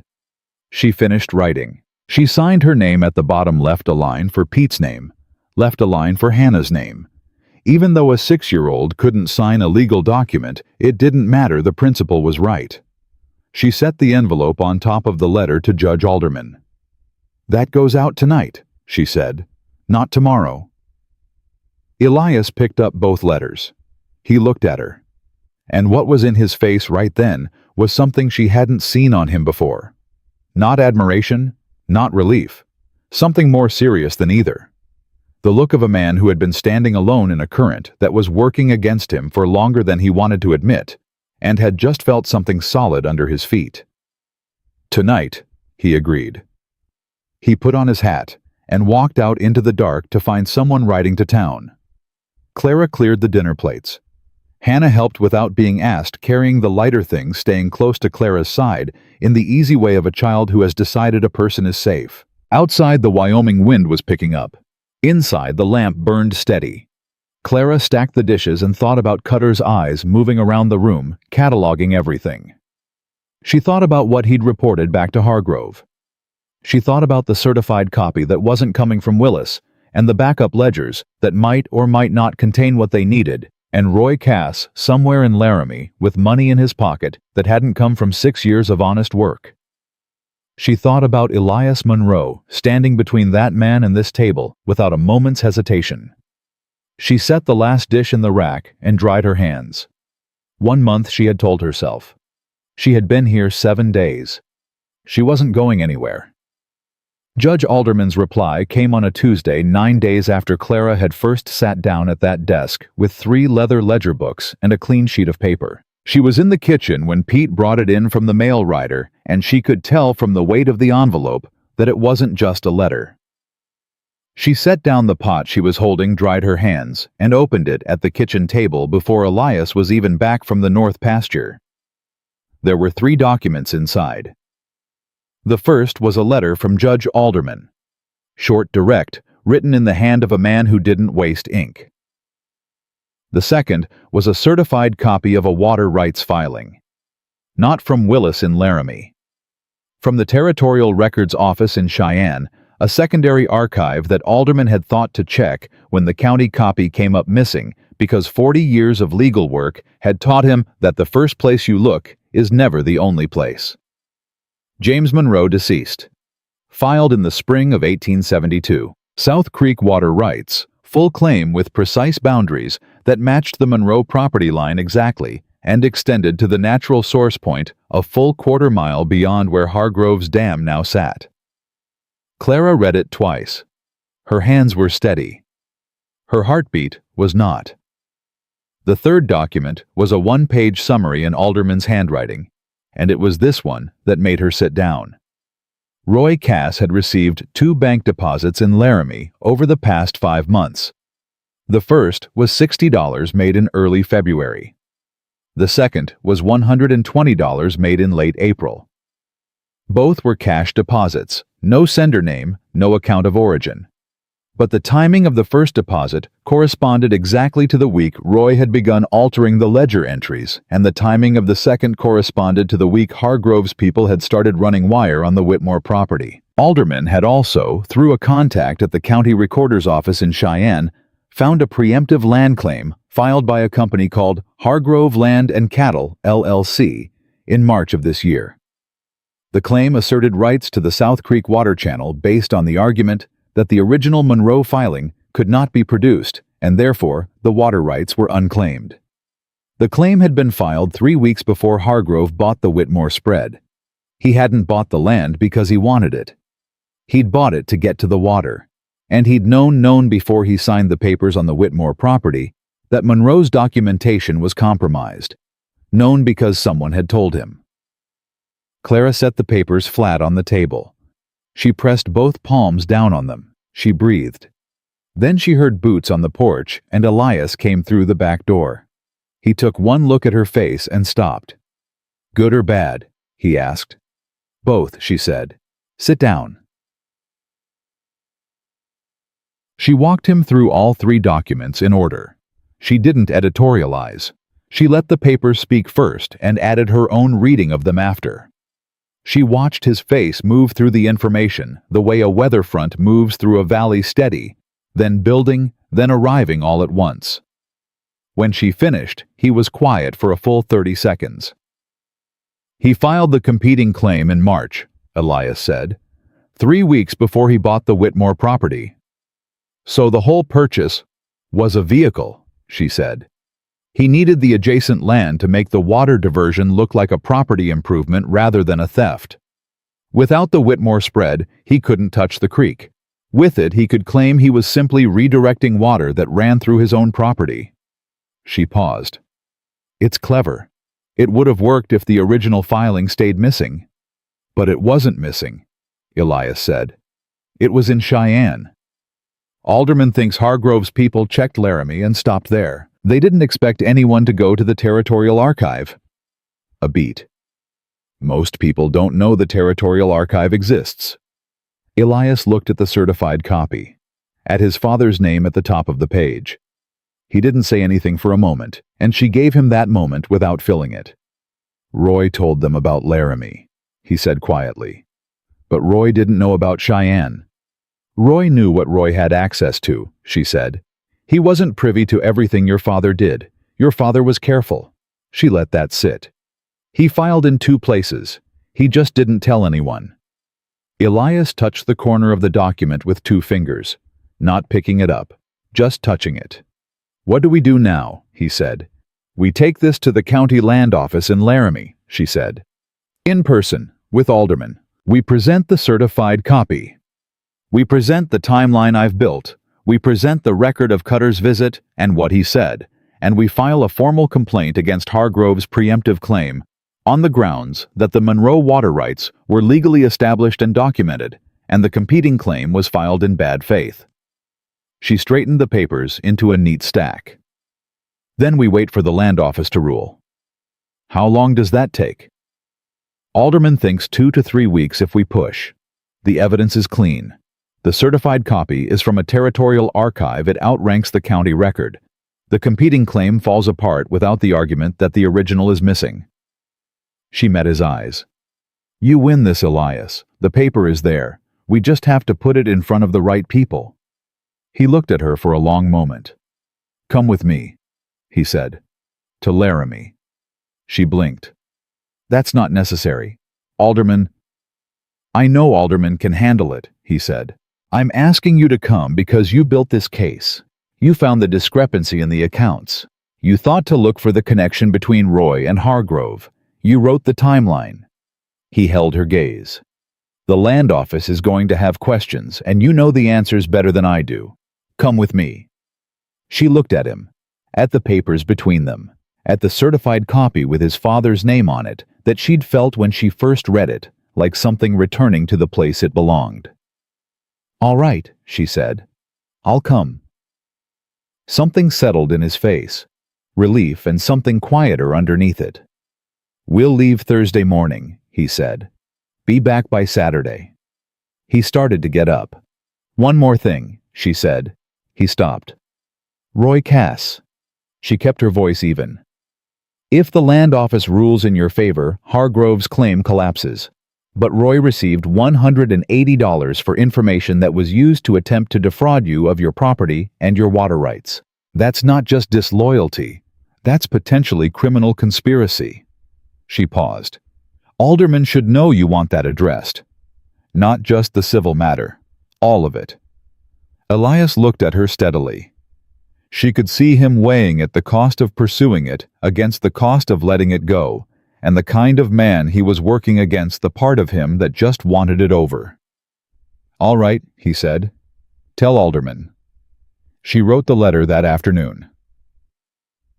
Thursday came with a clear sky and a 5 a.m. start, and Hannah standing in the yard in her nightgown to watch them go ragdoll under one arm, expression deeply disapproving of the hour. You'll be back Saturday, she demanded. Saturday by noon, Clara told her. Hannah looked at Elias. Don't let her do all the talking. I wasn't planning to, he said. You always let people do the talking. Hannah told him with the authority of a 6-year-old who had spent considerable time observing the habits of adults. You stand there and look serious, and other people get nervous and say things. It works on everybody, except Clara. Clara, on the wagon bench, pressed her mouth together. Elias put his hat on. Get back inside. Pete's got breakfast for you. Hannah went back inside. He climbed up to the bench. They rode out of the yard in the first gray light of Thursday morning, and didn't speak for a while, and the silence was the kind that had become over 11 days simply the way they were with each other, easy and undemanding and honest about itself. Does she talk to you like that? He said finally. Constantly, Clara said. And you don't mind it? I find it clarifying, she said. She says the true thing. Children usually do when they're comfortable enough. He was quiet for a moment. She's comfortable with you. I know. She looked ahead at the road. She was looking for someone to be comfortable with. You gave her a safe place and food and warmth. That's what she needed first. But she's 6, and 6 needs someone who will sit on the edge of a cot and talk about nothing until the fever breaks. She paused. I don't say that as a criticism. I know you don't, he said. I couldn't. He stopped. Tried again. After her mother died, Pete fell apart for a while. Not where anyone could see it. But he fell apart. I didn't know how to help him, and I didn't know how to help her, and so I just kept them fed and close, and hoped it was enough. It was enough to keep going, she said. That matters. He didn't respond, but she felt him exhale slow and deliberate, like something that had been held at a particular tension being carefully released. They rode through the July morning, and the miles went by, and Clara kept the document folder on her lap with both hands. Laramie was larger than she'd expected. She'd come through the station 11 days ago, seeing none of it too focused on what was ahead of her, and now she took it in properly. A working town. Practical and loud, and certain of its own importance. Alderman met them at the land office. He shook Elias's hand, looked at Clara's folder, said "good," in the tone of a man who was ready to work, and led them inside. The land office clerk was a thin man named Briggs, not the veterinary Briggs, a different one who looked at the three of them over his desk with the particular expression of a government employee who had been presented with more paperwork than he'd expected before noon on a Thursday. Clara set the folder on his desk. She opened it. She placed the certified copy of the 1872 filing on top. "This is the original Monroe water rights claim," she said. "Filed with the Territorial Records Office in Cheyenne, spring of 1872. This is a certified copy requested by Judge Harold Alderman of Laramie County, authenticated by the Territorial Archivist." She set the next document beside it. "This is a timeline of events from the purchase of the Whitmore property by Douglas Hargrove in May of this year through to the current date. It documents the progressive diversion of the South Creek away from the Monroe property with measurements and dates signed by 2 witnesses." She set down the next page. "This is a record of a visit made to the Monroe Ranch House on July 19th by a man named Cutter, representing Douglas Hargrove, in which Hargrove's representative made a direct offer to purchase Monroe land contingent on Monroe's inability to produce water rights documentation." She set down the last page. "And this is Judge Alderman's summary of a preemptive competing claim filed by Hargrove Land and Cattle in March of this year, 3 weeks before Hargrove purchased the Whitmore property, asserting that the Monroe water rights were unclaimed due to lost documentation." She folded her hands. "The Monroe claim predates the competing claim by 14 years, she said. "The competing claim was filed in bad faith based on the false premise that the Monroe documentation was unrecoverable. It was not unrecoverable. It was in Cheyenne." She looked Briggs in the eye. "We're here to file a formal objection to the Hargrove claim and to request that the county land office issue a cease and desist on the creek diversion pending a formal ruling." Briggs looked at the papers. He looked at her. He looked at Elias. He looked at Alderman. "Judge," he said. "Every word she said is correct and documented." Alderman said pleasantly, "I'd recommend getting your supervisor." Briggs got his supervisor. The supervisor was a square-shouldered woman named Mrs. Grace Fowler, who came in from the back office drying her hands on a cloth and looked at the papers on the desk with the focused attention of someone who had been doing this job long enough to understand immediately what she was looking at. She read the certified copy. She read the timeline. She read the record of Cutter's visit. She read Alderman's summary. She set everything down. She looked at Clara. "You prepared these," she said. "Yes, ma'am," Clara said. "How long have you been working with the Monroe Ranch?" 11 days. Mrs. Fowler looked at Elias Monroe with an expression that was almost identical to the one Judge Alderman had worn at the kitchen table. Elias, apparently used to this, looked at the wall. "The certified copy is valid," Mrs. Fowler said. "The Monroe claim is established and predates the Hargrove filing by 14 years. The competing claim cannot stand." She straightened the papers. "I'll have the cease and desist order on the creek diversion issued by end of business today. The formal ruling on the Hargrove claim will require a hearing standard procedure, but with this documentation, I'll schedule it within 2 weeks." Judge Alderman, can you appear? I can, Alderman said. Then we're in motion. She looked at Clara. This is clean work, Miss Vance, Clara said. Clara Vance. Mrs. Fowler nodded once, the nod of a woman who respected competence without making a production of it.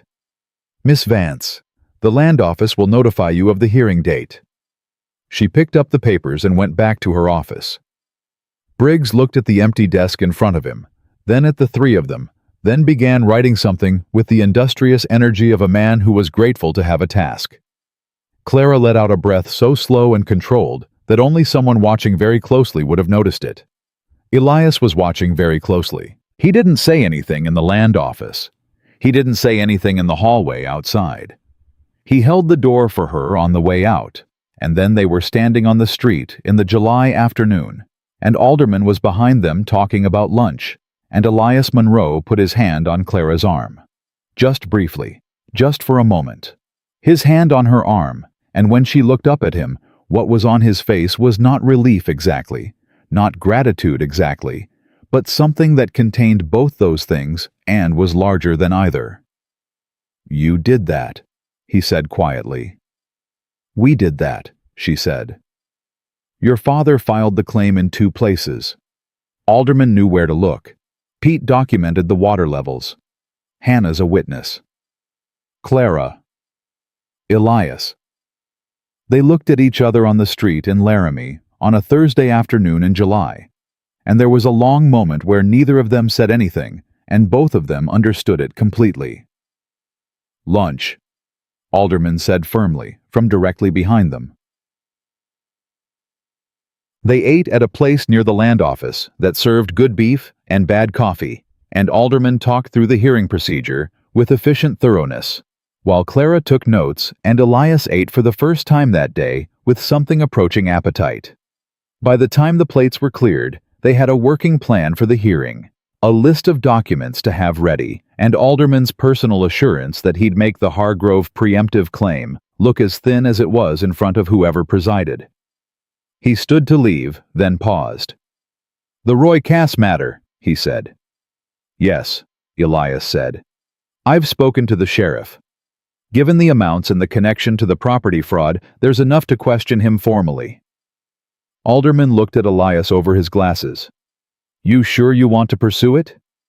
He took my money, Elias said. He helped a man try to take my water. My father's water. A pause. Yes, I'm sure. Alderman nodded. Sheriff will find him by end of week. He looked at Clara. You'll need to provide a signed statement about the ledger findings. It's already written, she said. I brought a copy. She handed it to him from the folder. He took it without surprise, which she suspected was because she had stopped surprising him sometime around the second document. He left. They paid for lunch. They walked back toward where the wagon was hitched, and somewhere between the restaurant and the wagon, without planning it or announcing it, their pace slowed into something that had nothing to do with efficiency and everything to do with neither of them being quite ready to let the afternoon end. Can I ask you something? Elias said. Yes. The night I found you working late, the night you had the ledger closed when I came in. He looked ahead, not at her. You'd already found the altered entries. You didn't tell me that night. She considered how to answer. I wanted to be certain before I put it in front of you. That's the practical answer, he said. A beat. I knew what it would cost you, she said quietly. Finding out that someone you trusted had taken from you. I didn't want to hand you that until I had the whole truth.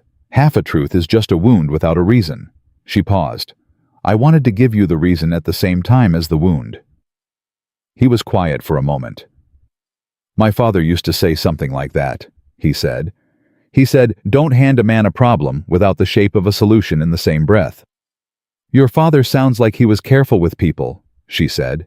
He was. He stopped walking. She stopped too. He would have liked you, Elias said. He had no patience for people who weren't serious. He had tremendous patience for people who were. He looked at her steadily. He would have said you were the right kind of serious. Clara looked back at him and felt something move in her chest that she'd been managing carefully for 11 days and was finding increasingly difficult to manage with the appropriate amount of practicality. "You said before," he said, "that we'd talk about the rest after Hargrove." "Yes. We've started the process with Hargrove." His voice was level, careful, the voice he used when something mattered enough to be precise. "The hearing's in 2 weeks. The cease and desist goes out today. We're not finished, but we've started." He paused. "I don't want to wait 2 more weeks to have the rest of the conversation." She looked at him. "I'm not asking for anything you're not ready to give," he said. "I'm asking whether you're considering it, staying, past the month, past Hargrove, past the ledgers." He didn't look away. "I'm asking whether this place has become something to you." The street around them was doing its ordinary Thursday things, people passing a wagon going by the sounds of a working town. None of it touched the particular quiet that existed between them. "It has," she said. Something shifted in his face. "I'm not the woman your sister described," she said. "I'm not gentle-natured, and I'm not—" "I know who you are," he said. "I've watched you work for 11 days. I know exactly who you are." "Then you know I'll always find the discrepancy in your accounts," she said. "I'll always tell you the truth, even when it's inconvenient. I'll push back when I think you're wrong, and I'll be relentless about things that matter, and I won't be managed." "I know," he said. "You don't mind that." "Clara." Something that was fully a smile this time, or close enough that the distinction was academic. "I built this ranch by being relentless about things that matter. I've been looking for someone who understood that for a long time." He paused. "I just didn't expect her to come to return her sister's ring." She looked at him. She put her hand in her coat pocket. She'd carried that ring since the platform at Wind River Station. Every day for 11 days without thinking about why she was still carrying it. She took it out and looked at it in her palm. "This was meant for someone who wasn't coming," she said. "Yes," he said. She turned it over once, twice. "It's a plain ring," she said. "My mother's," he said quietly. "My father gave it to her." She looked up. "I sent it to your sister because I thought that was what you were supposed to do," he said. "I didn't know what I was sending it for. I know now." She closed her fingers around it, not putting it on, not handing it back, just holding it. "2 weeks," she said. "Let's finish this first." 2 weeks, he agreed. They walked back to the wagon, and the afternoon stretched ahead of them, warm and certain, and Clara Vance kept her hand closed around a plain silver ring that had taken 600 miles and 11 days to arrive at the person it had always been meant for. They drove back to the ranch on Friday morning. The land was gold. In the July light, the mountains crowded the western horizon the way they always did, and the wind ran through the grass with its constant serious purpose. Pete Caldwell met them in the yard. He looked at their faces, read what was there, and said, "Land Office. Cease and desist goes out today," Clara said. "Hearing in 2 weeks." Pete's jaw moved. He turned and looked south toward where the creek ran low and patient and stubbornly present. "Dam comes down after the hearing?" he asked. "Dam comes down after the hearing," Elias said. Pete nodded. He didn't make anything of it. He put his hat back on and went back to work, which was the Pete Caldwell equivalent of a standing ovation. Hannah appeared in the doorway of the main house. She looked at the two of them. She looked at the way they were standing, not close, not touching, but with the particular ease of people who had said something important and were still carrying it. "Did it work?" she asked. "It worked," Clara said. Hannah nodded with deep satisfaction. "Good," she said. "I made biscuits." Elias looked at Clara. Clara looked at Hannah. "You made biscuits," Clara said carefully. "Cookie helped. Mostly I helped." Hannah disappeared back inside. Clara followed her into the kitchen where the biscuits were small and lopsided and had clearly been made by a 6-year-old with good intentions and limited technical experience. She looked at them on the pan. She looked at Cookie, who was a weathered man in his 50s, who had clearly spent the last hour pretending a child's biscuits were a reasonable endeavor, and who met Clara's eyes with the expression of a man who had made his peace with the situation. "They're wonderful," Clara told Hannah. "I know," Hannah said. "Sit down. We're having lunch." Clara sat. Elias sat. Cookie put the biscuits on the table, with the dignity of a man serving something he knew was objectively flawed, but was choosing to honor anyway. The biscuits were dense and slightly underdone in the middle. Clara ate 2 of them. Elias ate 2 of them without comment, which was the highest form of praise available to him. Hannah ate 3 and declared the project a success, and nobody argued. Outside, the Wyoming wind kept on. The South Creek ran lower than it should, but it ran. The cease and desist was making its way through the land office machinery, and in 2 weeks there would be a hearing, and in 2 weeks and 1 day, if all went as it should, someone was going to take that dam apart piece by piece and let the water come home. Clara looked at the kitchen around her. At the desk in the front room, with the clean, reconciled ledger books. At the window over the sink that still stuck and let in flies. At the small lopsided biscuits on the table, and the 2 men eating them without complaint, and the little girl presiding over it all with the satisfaction of someone who had decided this was her table and these were her people. She thought about Lily in Denver laughing somewhere with a man who sold railroad bonds. She thought about the train station at Wind River and the ashes of 14 letters blowing off into the July wind. She thought about a small silver ring and what it meant to carry something 600 miles without knowing why until you arrived. She reached for her coffee cup. She was home. She just hadn't said it out loud yet. That could wait 2 weeks. The hearing was set for a Wednesday. The night before, Clara didn't sleep. Not because she was afraid the documentation was solid, the certified copy was iron, and Alderman had spent 2 weeks sharpening every argument until it had no soft edges left. She wasn't afraid. She was the way she got before things that mattered still and awake and running through every possible variable until she'd satisfied herself that she'd covered them all. She was on her 3rd pass through the timeline documents at midnight when she heard boots in the hallway.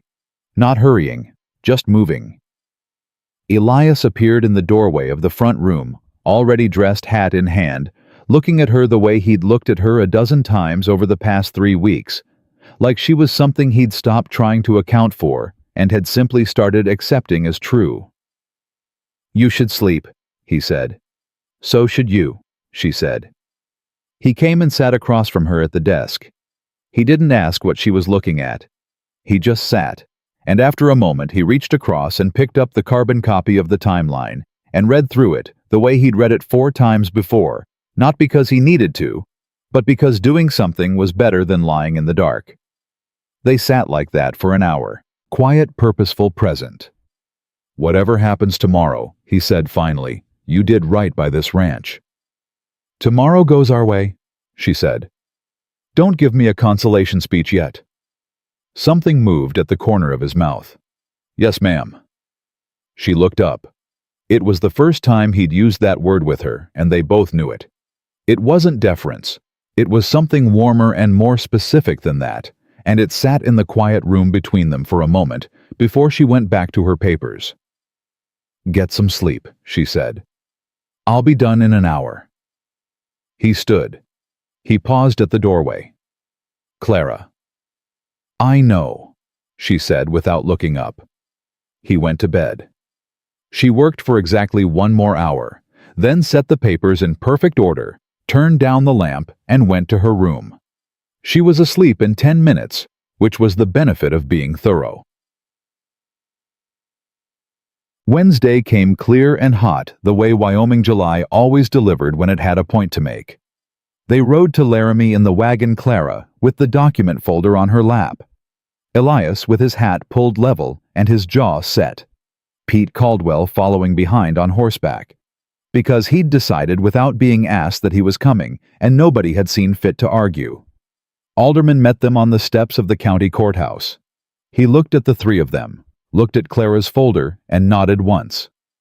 "Hargrove's here," he said. "Brought a lawyer from Cheyenne, man named Addison. He's good." How good? Elias asked.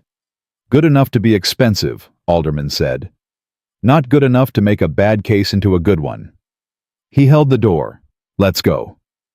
The hearing room was smaller than Clara had imagined, and more serious than she'd expected, with the particular weight of a space where decisions were made and recorded and did not get taken back. A county judge named Whitfield presided, mid-50s, methodical face, the look of a man who had heard every kind of argument and had a low tolerance for the ones that wasted his time.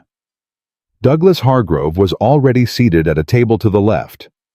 Clara looked at him for the first time and found him precisely what she'd expected. Well-dressed, confident, with the particular ease of a man who had won enough disputes through money and persistence that he'd stopped considering other outcomes.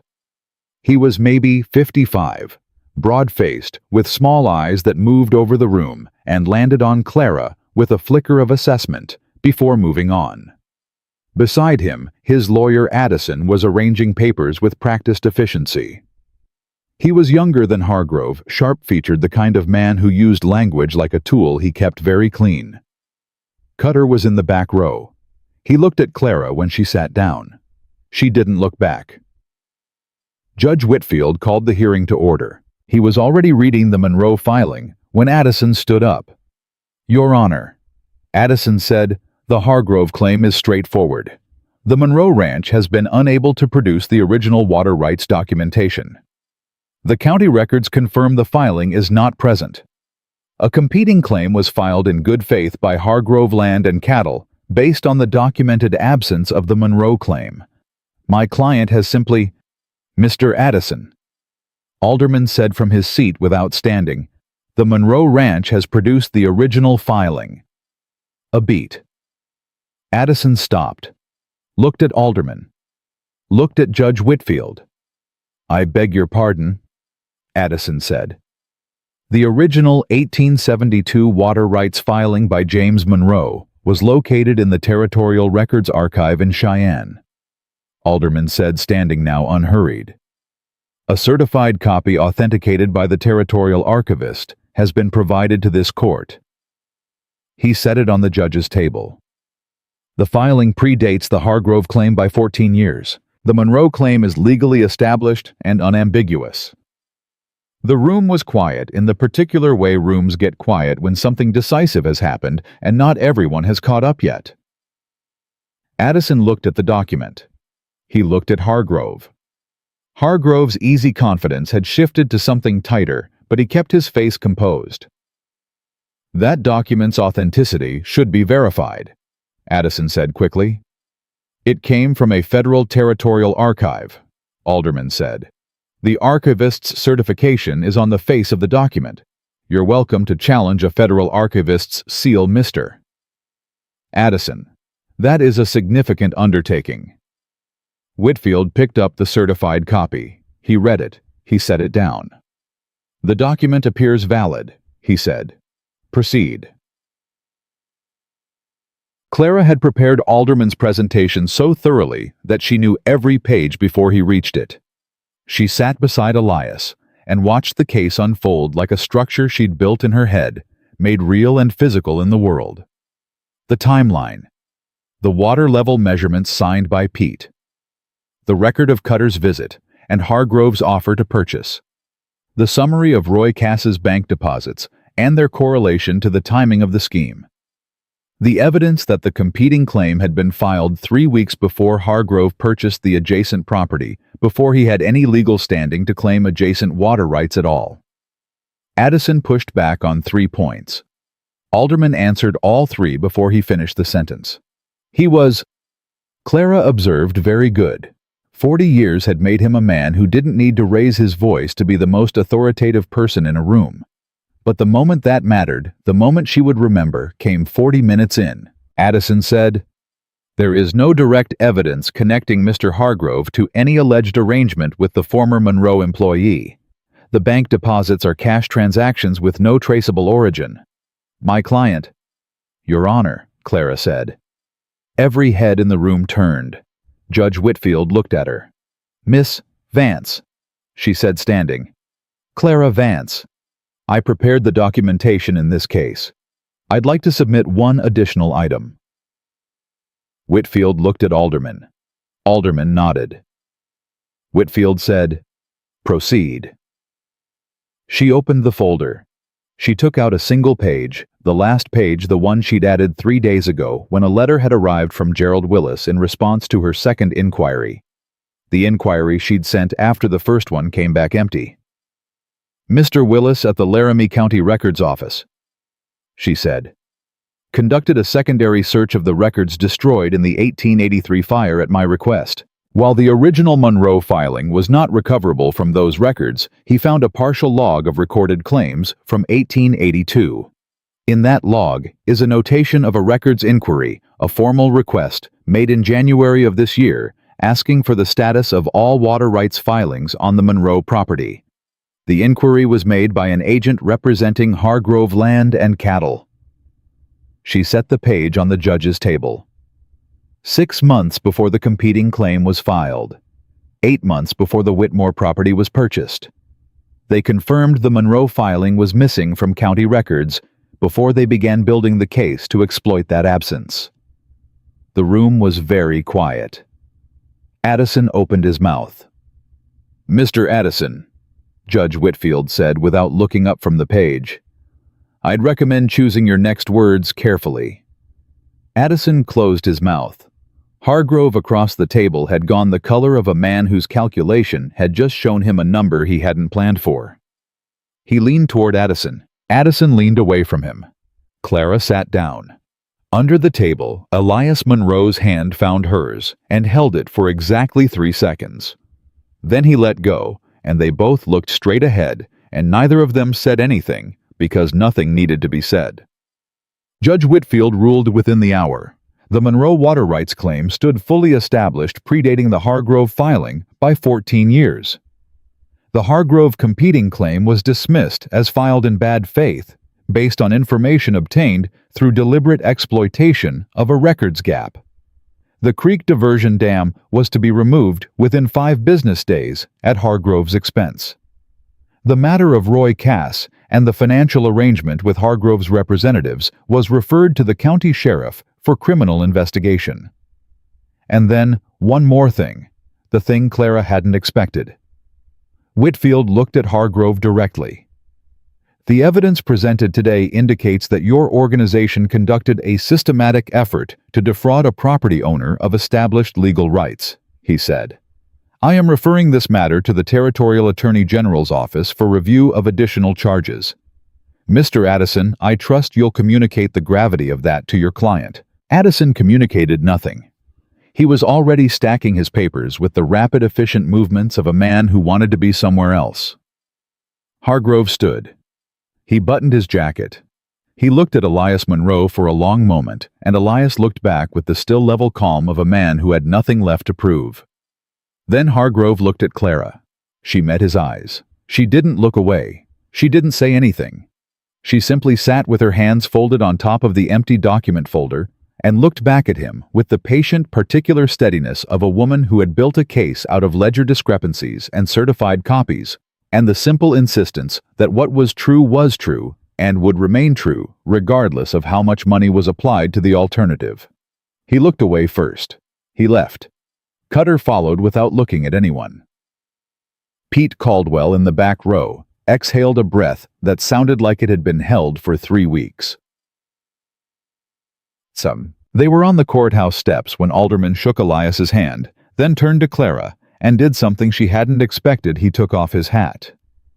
"Miss Vance," he said, "in 40 years of legal work, I have rarely seen a case built this cleanly from this little starting material." He put his hat back on. "Whatever Monroe is paying you, it isn't enough." "I'll take that under advisement," she said. He laughed a real laugh, short and genuine, and walked toward his carriage. Pete was already at the horses.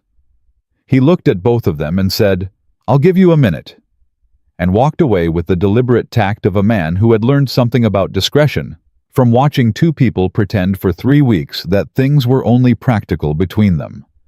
Clara and Elias stood on the courthouse steps in the July heat, and the sounds of Laramie going about its business around them. "It's done," he said. It's done, she agreed. The dam comes down by Monday. Yes.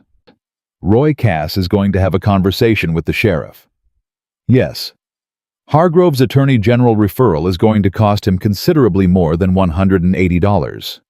Considerably more, she agreed. A pause. Clara, he said. Yes. The month is up, he said. Actually, it was up 4 days ago. I didn't mention it. She looked at him. I noticed. Did you? I noticed and I didn't say anything either, she said. Which should tell you something. He looked at her steadily. The courthouse steps. The July afternoon. 23 days since a woman had burned 14 letters on a train platform and followed a stranger to a wagon and built a case out of nothing and refused to leave. He reached into his jacket pocket. He held out his hand. In his palm was the small silver ring. Her ring, the one she'd given back to him in the kitchen the night she'd found the third altered ledger entry, setting it quietly on the corner of the desk without comment when she went to bed because she hadn't been ready then, and she'd wanted him to understand that without making him ask. She looked at it. My mother wore this for 31 years, he said. She was not gentle-natured either. She ran the accounts for the first 10 years of this ranch, and she argued with my father about the cattle decisions every spring, and she was right more often than not, and he knew it and told her so. He paused. He told her so in private. He wasn't always good at saying things out loud. You're better at it, she said. I'm learning, he said, from someone who tells the truth even when it's inconvenient. She looked at the ring in his palm. She looked at him. I'm not going back to Kansas City, she said. It wasn't a question. It was the thing she'd known for 3 weeks and was saying out loud for the first time, and saying it felt like setting down something heavy she'd been carrying purely out of habit. I know, he said. I'm going to keep finding discrepancies in your accounts. I expect so. And I'm going to have opinions about the cattle decisions. I'm counting on it. And Hannah needs someone to teach her how to actually make biscuits, because what she made on Saturday was a generous effort, he said. A generous effort, she agreed. She took the ring from his palm. She put it on. It fit, which was not something she'd thought about before this moment, and which felt now like information she should have anticipated and chosen to be surprised by anyway. He looked at her hand. She looked at her hand. The ring sat there plain and certain exactly what it was. We should probably discuss terms, she said. Terms, he repeated. Partnership terms. If I'm staying, I want the accounts formalized, and I want the second bedroom fitted properly. Not for me, I mean for Hannah, so she stops sleeping in the bunkhouse with the ranch hands because Pete doesn't have a better option. She should have a room in a house. He stared at her. We can discuss the rest over dinner, she said. He kept staring. Elias. I'm trying to decide, he said, whether to be amused or overwhelmed. You can be both, she said. I find it's often efficient to be both at once. He laughed. Not the almost laugh she'd seen over 3 weeks, not the controlled nearness of one. An actual laugh, full and unguarded, the kind that came from a man who hadn't used it enough and had forgotten how good it was. Clara Vance looked at him on those courthouse steps and felt something settle in her chest that had been unsettled for so long she'd stopped noticing the weight of it. Pete Caldwell by the horses was pretending to look at something interesting on the horizon. They drove back in the long July afternoon, and the land opened up around them, and the mountains crowded the western horizon in the way they always did, serious and close and indifferent to anything that happened below them, which was part of what she'd come to love about this country. It didn't care whether you were brave or foolish or tired. It simply kept going, and it asked you to do the same. Pete rode ahead, giving them the last of the road to themselves. There's something else, she said at the 8-mile mark. What? Elias said. I wrote to Lily, she said. He was quiet for a moment. When? 4 days after I arrived. I told her I wasn't coming back, that the situation had resolved and she shouldn't worry. She looked ahead at the road. She wrote back last week, She's engaged to the railroad bondman. How do you feel about that? He asked. She thought about it honestly. I feel like Lily has always landed the way Lily lands, and wherever that is, she finds it sufficient. She paused. And I feel like the mess she made brought me here, and I can't be sorry for where I've ended up. He looked at the road ahead. Neither can I, he said quietly. Another mile went by. She asked if I was all right, Clara said. In her letter, she asked if I'd sorted things out and if I was all right. Are you? She looked at the ring on her hand, at the empty document folder on her lap that had 3 weeks ago been full of everything she'd needed to build something real from almost nothing.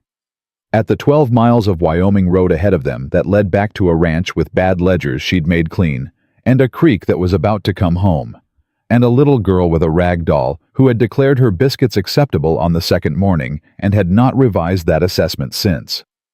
I'm considerably better than all right, she said. He drove, she sat. The wind ran through the July grass the way it always did, constant and serious and certain of its direction. The dam came down on a Monday. Hargrove's men did it under the watch of a county deputy who'd been sent to make sure it happened, and by noon, the water was moving back through the South Creek Channel, the way it had moved for the 16 years since James Monroe had diverted it there by hand, with 2 other men over 3 summers, steady and purposeful and indifferent to interference. Pete Caldwell stood at the creek bank when the water came through and said nothing. He just stood there with his hat off and watched the water run and let himself have the moment. Clara watched from a few feet back. She thought about James Monroe filing a water claim in 2 separate offices in 1872, because he was a man who understood that the world was full of people who would rather take something than build it, and a careful man prepared for that.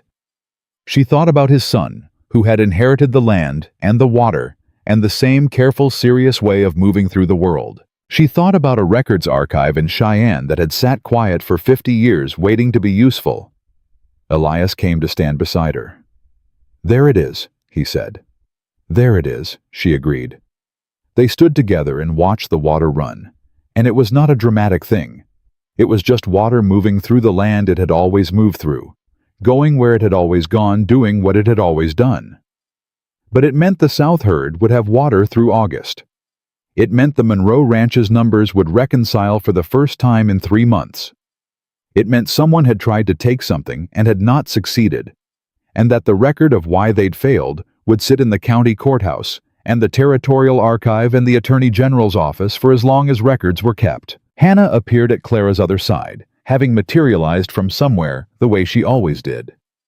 Ragdoll in hand, looking at the water with the solemn attention of a child who understood that something important had happened, even if she only knew the shape of it. Is the water fixed? She asked. The water's fixed, Clara said. Good. She slipped her free hand into Clara's. Can we have biscuits for lunch? Real ones, not mine. We can have biscuits for lunch, Clara said. Can Mr. Elias come? He lives there, Hannah. I know, Hannah said. I just like asking. They walked back toward the house, the 3 of them through the July morning, and the creek ran behind them and the wind ran ahead of them, and the ranch went about its constant, serious, necessary work around them. Roy Cass was arrested on a Thursday, 3 weeks after the hearing. The sheriff found him in Laramie, not hiding, which said something about how little he'd expected consequences. He was charged with theft and conspiracy to commit property fraud. The trial would come in the fall. The outcome was not in significant doubt. Hargrove's Attorney General inquiry took longer. These things always did. But the referral was real, and the evidence was documented, and the Attorney General's office had apparently been looking at Hargrove land and cattle's activities in other counties as well. Alderman mentioned this in a letter in August, with the satisfaction of a man watching something he'd set in motion continue to move exactly as intended. Clara filed all of it. In the new ledger system she built in August, clean color-coded, organized by year and category, with a summary page at the front, every document had a place. Every record was current. Every number reconciled. Elias sat across from her the first time she showed him the new system and looked at it the way he'd looked at the first morning's coffee, saying nothing, not putting it down. "Anything missing?" she asked. "Nothing's missing," he said. "Good." She closed the ledger. "August accounts are done. We're current." "We've never been current," he said. "You are now," she said. "You're welcome." He looked at her across the desk. The ring on her finger, the ledger books stacked in order, the window in the kitchen that she'd finally gotten a man to fix so it shut properly and no longer let in flies, the house around them which had been tidy and functional when she arrived and was now tidy and functional and had the particular quality of a place that was lived in by people who intended to keep living in it. "Clara," he said. Thank you." She looked up. He said it simply, without embellishment, the way he said everything that mattered, directly and without performance, because that was who he was, and she had stopped finding it sparse and started finding it somewhere around the second week, the most honest way of speaking she'd ever encountered. "Don't thank me," she said. "I'm staying either way." He smiled. The full one, the real one, the one she'd earned the first time she'd moved the salt shaker to the right side of the table and watched him find it without looking. "I know," he said. "That's what I'm grateful for." On a Wednesday evening in late August, with the summer starting its slow lean toward something cooler, and the creek running full, and the South herd well watered, and the accounts current, and the Attorney General's office moving steadily through its work, Clara Vance sat at the desk in the front room of the Monroe Ranch house and wrote 2 letters.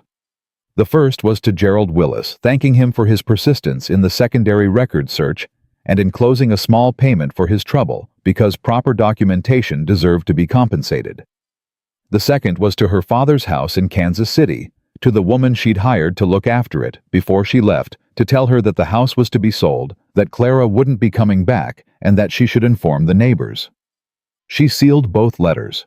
She put them on the outgoing stack. She picked up the third ledger book, the one with the altered entries which she'd kept separate from the others as a record, and put it in the back of the bottom drawer where things went that needed to be preserved and not looked at often. It could stay there. It was part of the story, too. Elias came through the front door at the end of his day, hat in hand, the familiar sound of his boots on the floor. He stopped in the doorway of the front room. "Done?" he asked. "Done," she said. He looked at the letters on the stack, at her closed hands on the desk, at the particular stillness of a woman who had just made something final and was sitting with it. "How does it feel?" he asked. She thought about it. About the train station and the burned letters and the 600 miles and the 14 letters and the ring and the ledgers and the creek and the dam and all of it, every piece of it laid out from beginning to here. "Like arriving," she said. He crossed the room. He put his hand out. She took it. He pulled her to her feet, and she stood, and they were close in the quiet of the front room in the last light of an August evening, and it was not dramatic, and it was not elaborate, and it was exactly, precisely sufficient. She had come to this ranch to deliver a truth she didn't owe, and return a ring she hadn't earned, and apologize for a woman who would never understand what the apology cost. Instead, she had found a man who valued what she brought to the table, a child who had declared her biscuits acceptable on the second morning, a water claim that had waited 50 years in a federal archive to come home, and a house that had needed someone to live in it seriously enough to make it last. Clara Vance had arrived at Wind River Station with 1 bag and a return ticket and 14 letters that were already ash. She left none of those things behind her because none of them were losses. She stayed, and the ranch stayed, and the creek ran where it was supposed to run, and the accounts were clean, and that was the whole of it. That was enough. That was everything.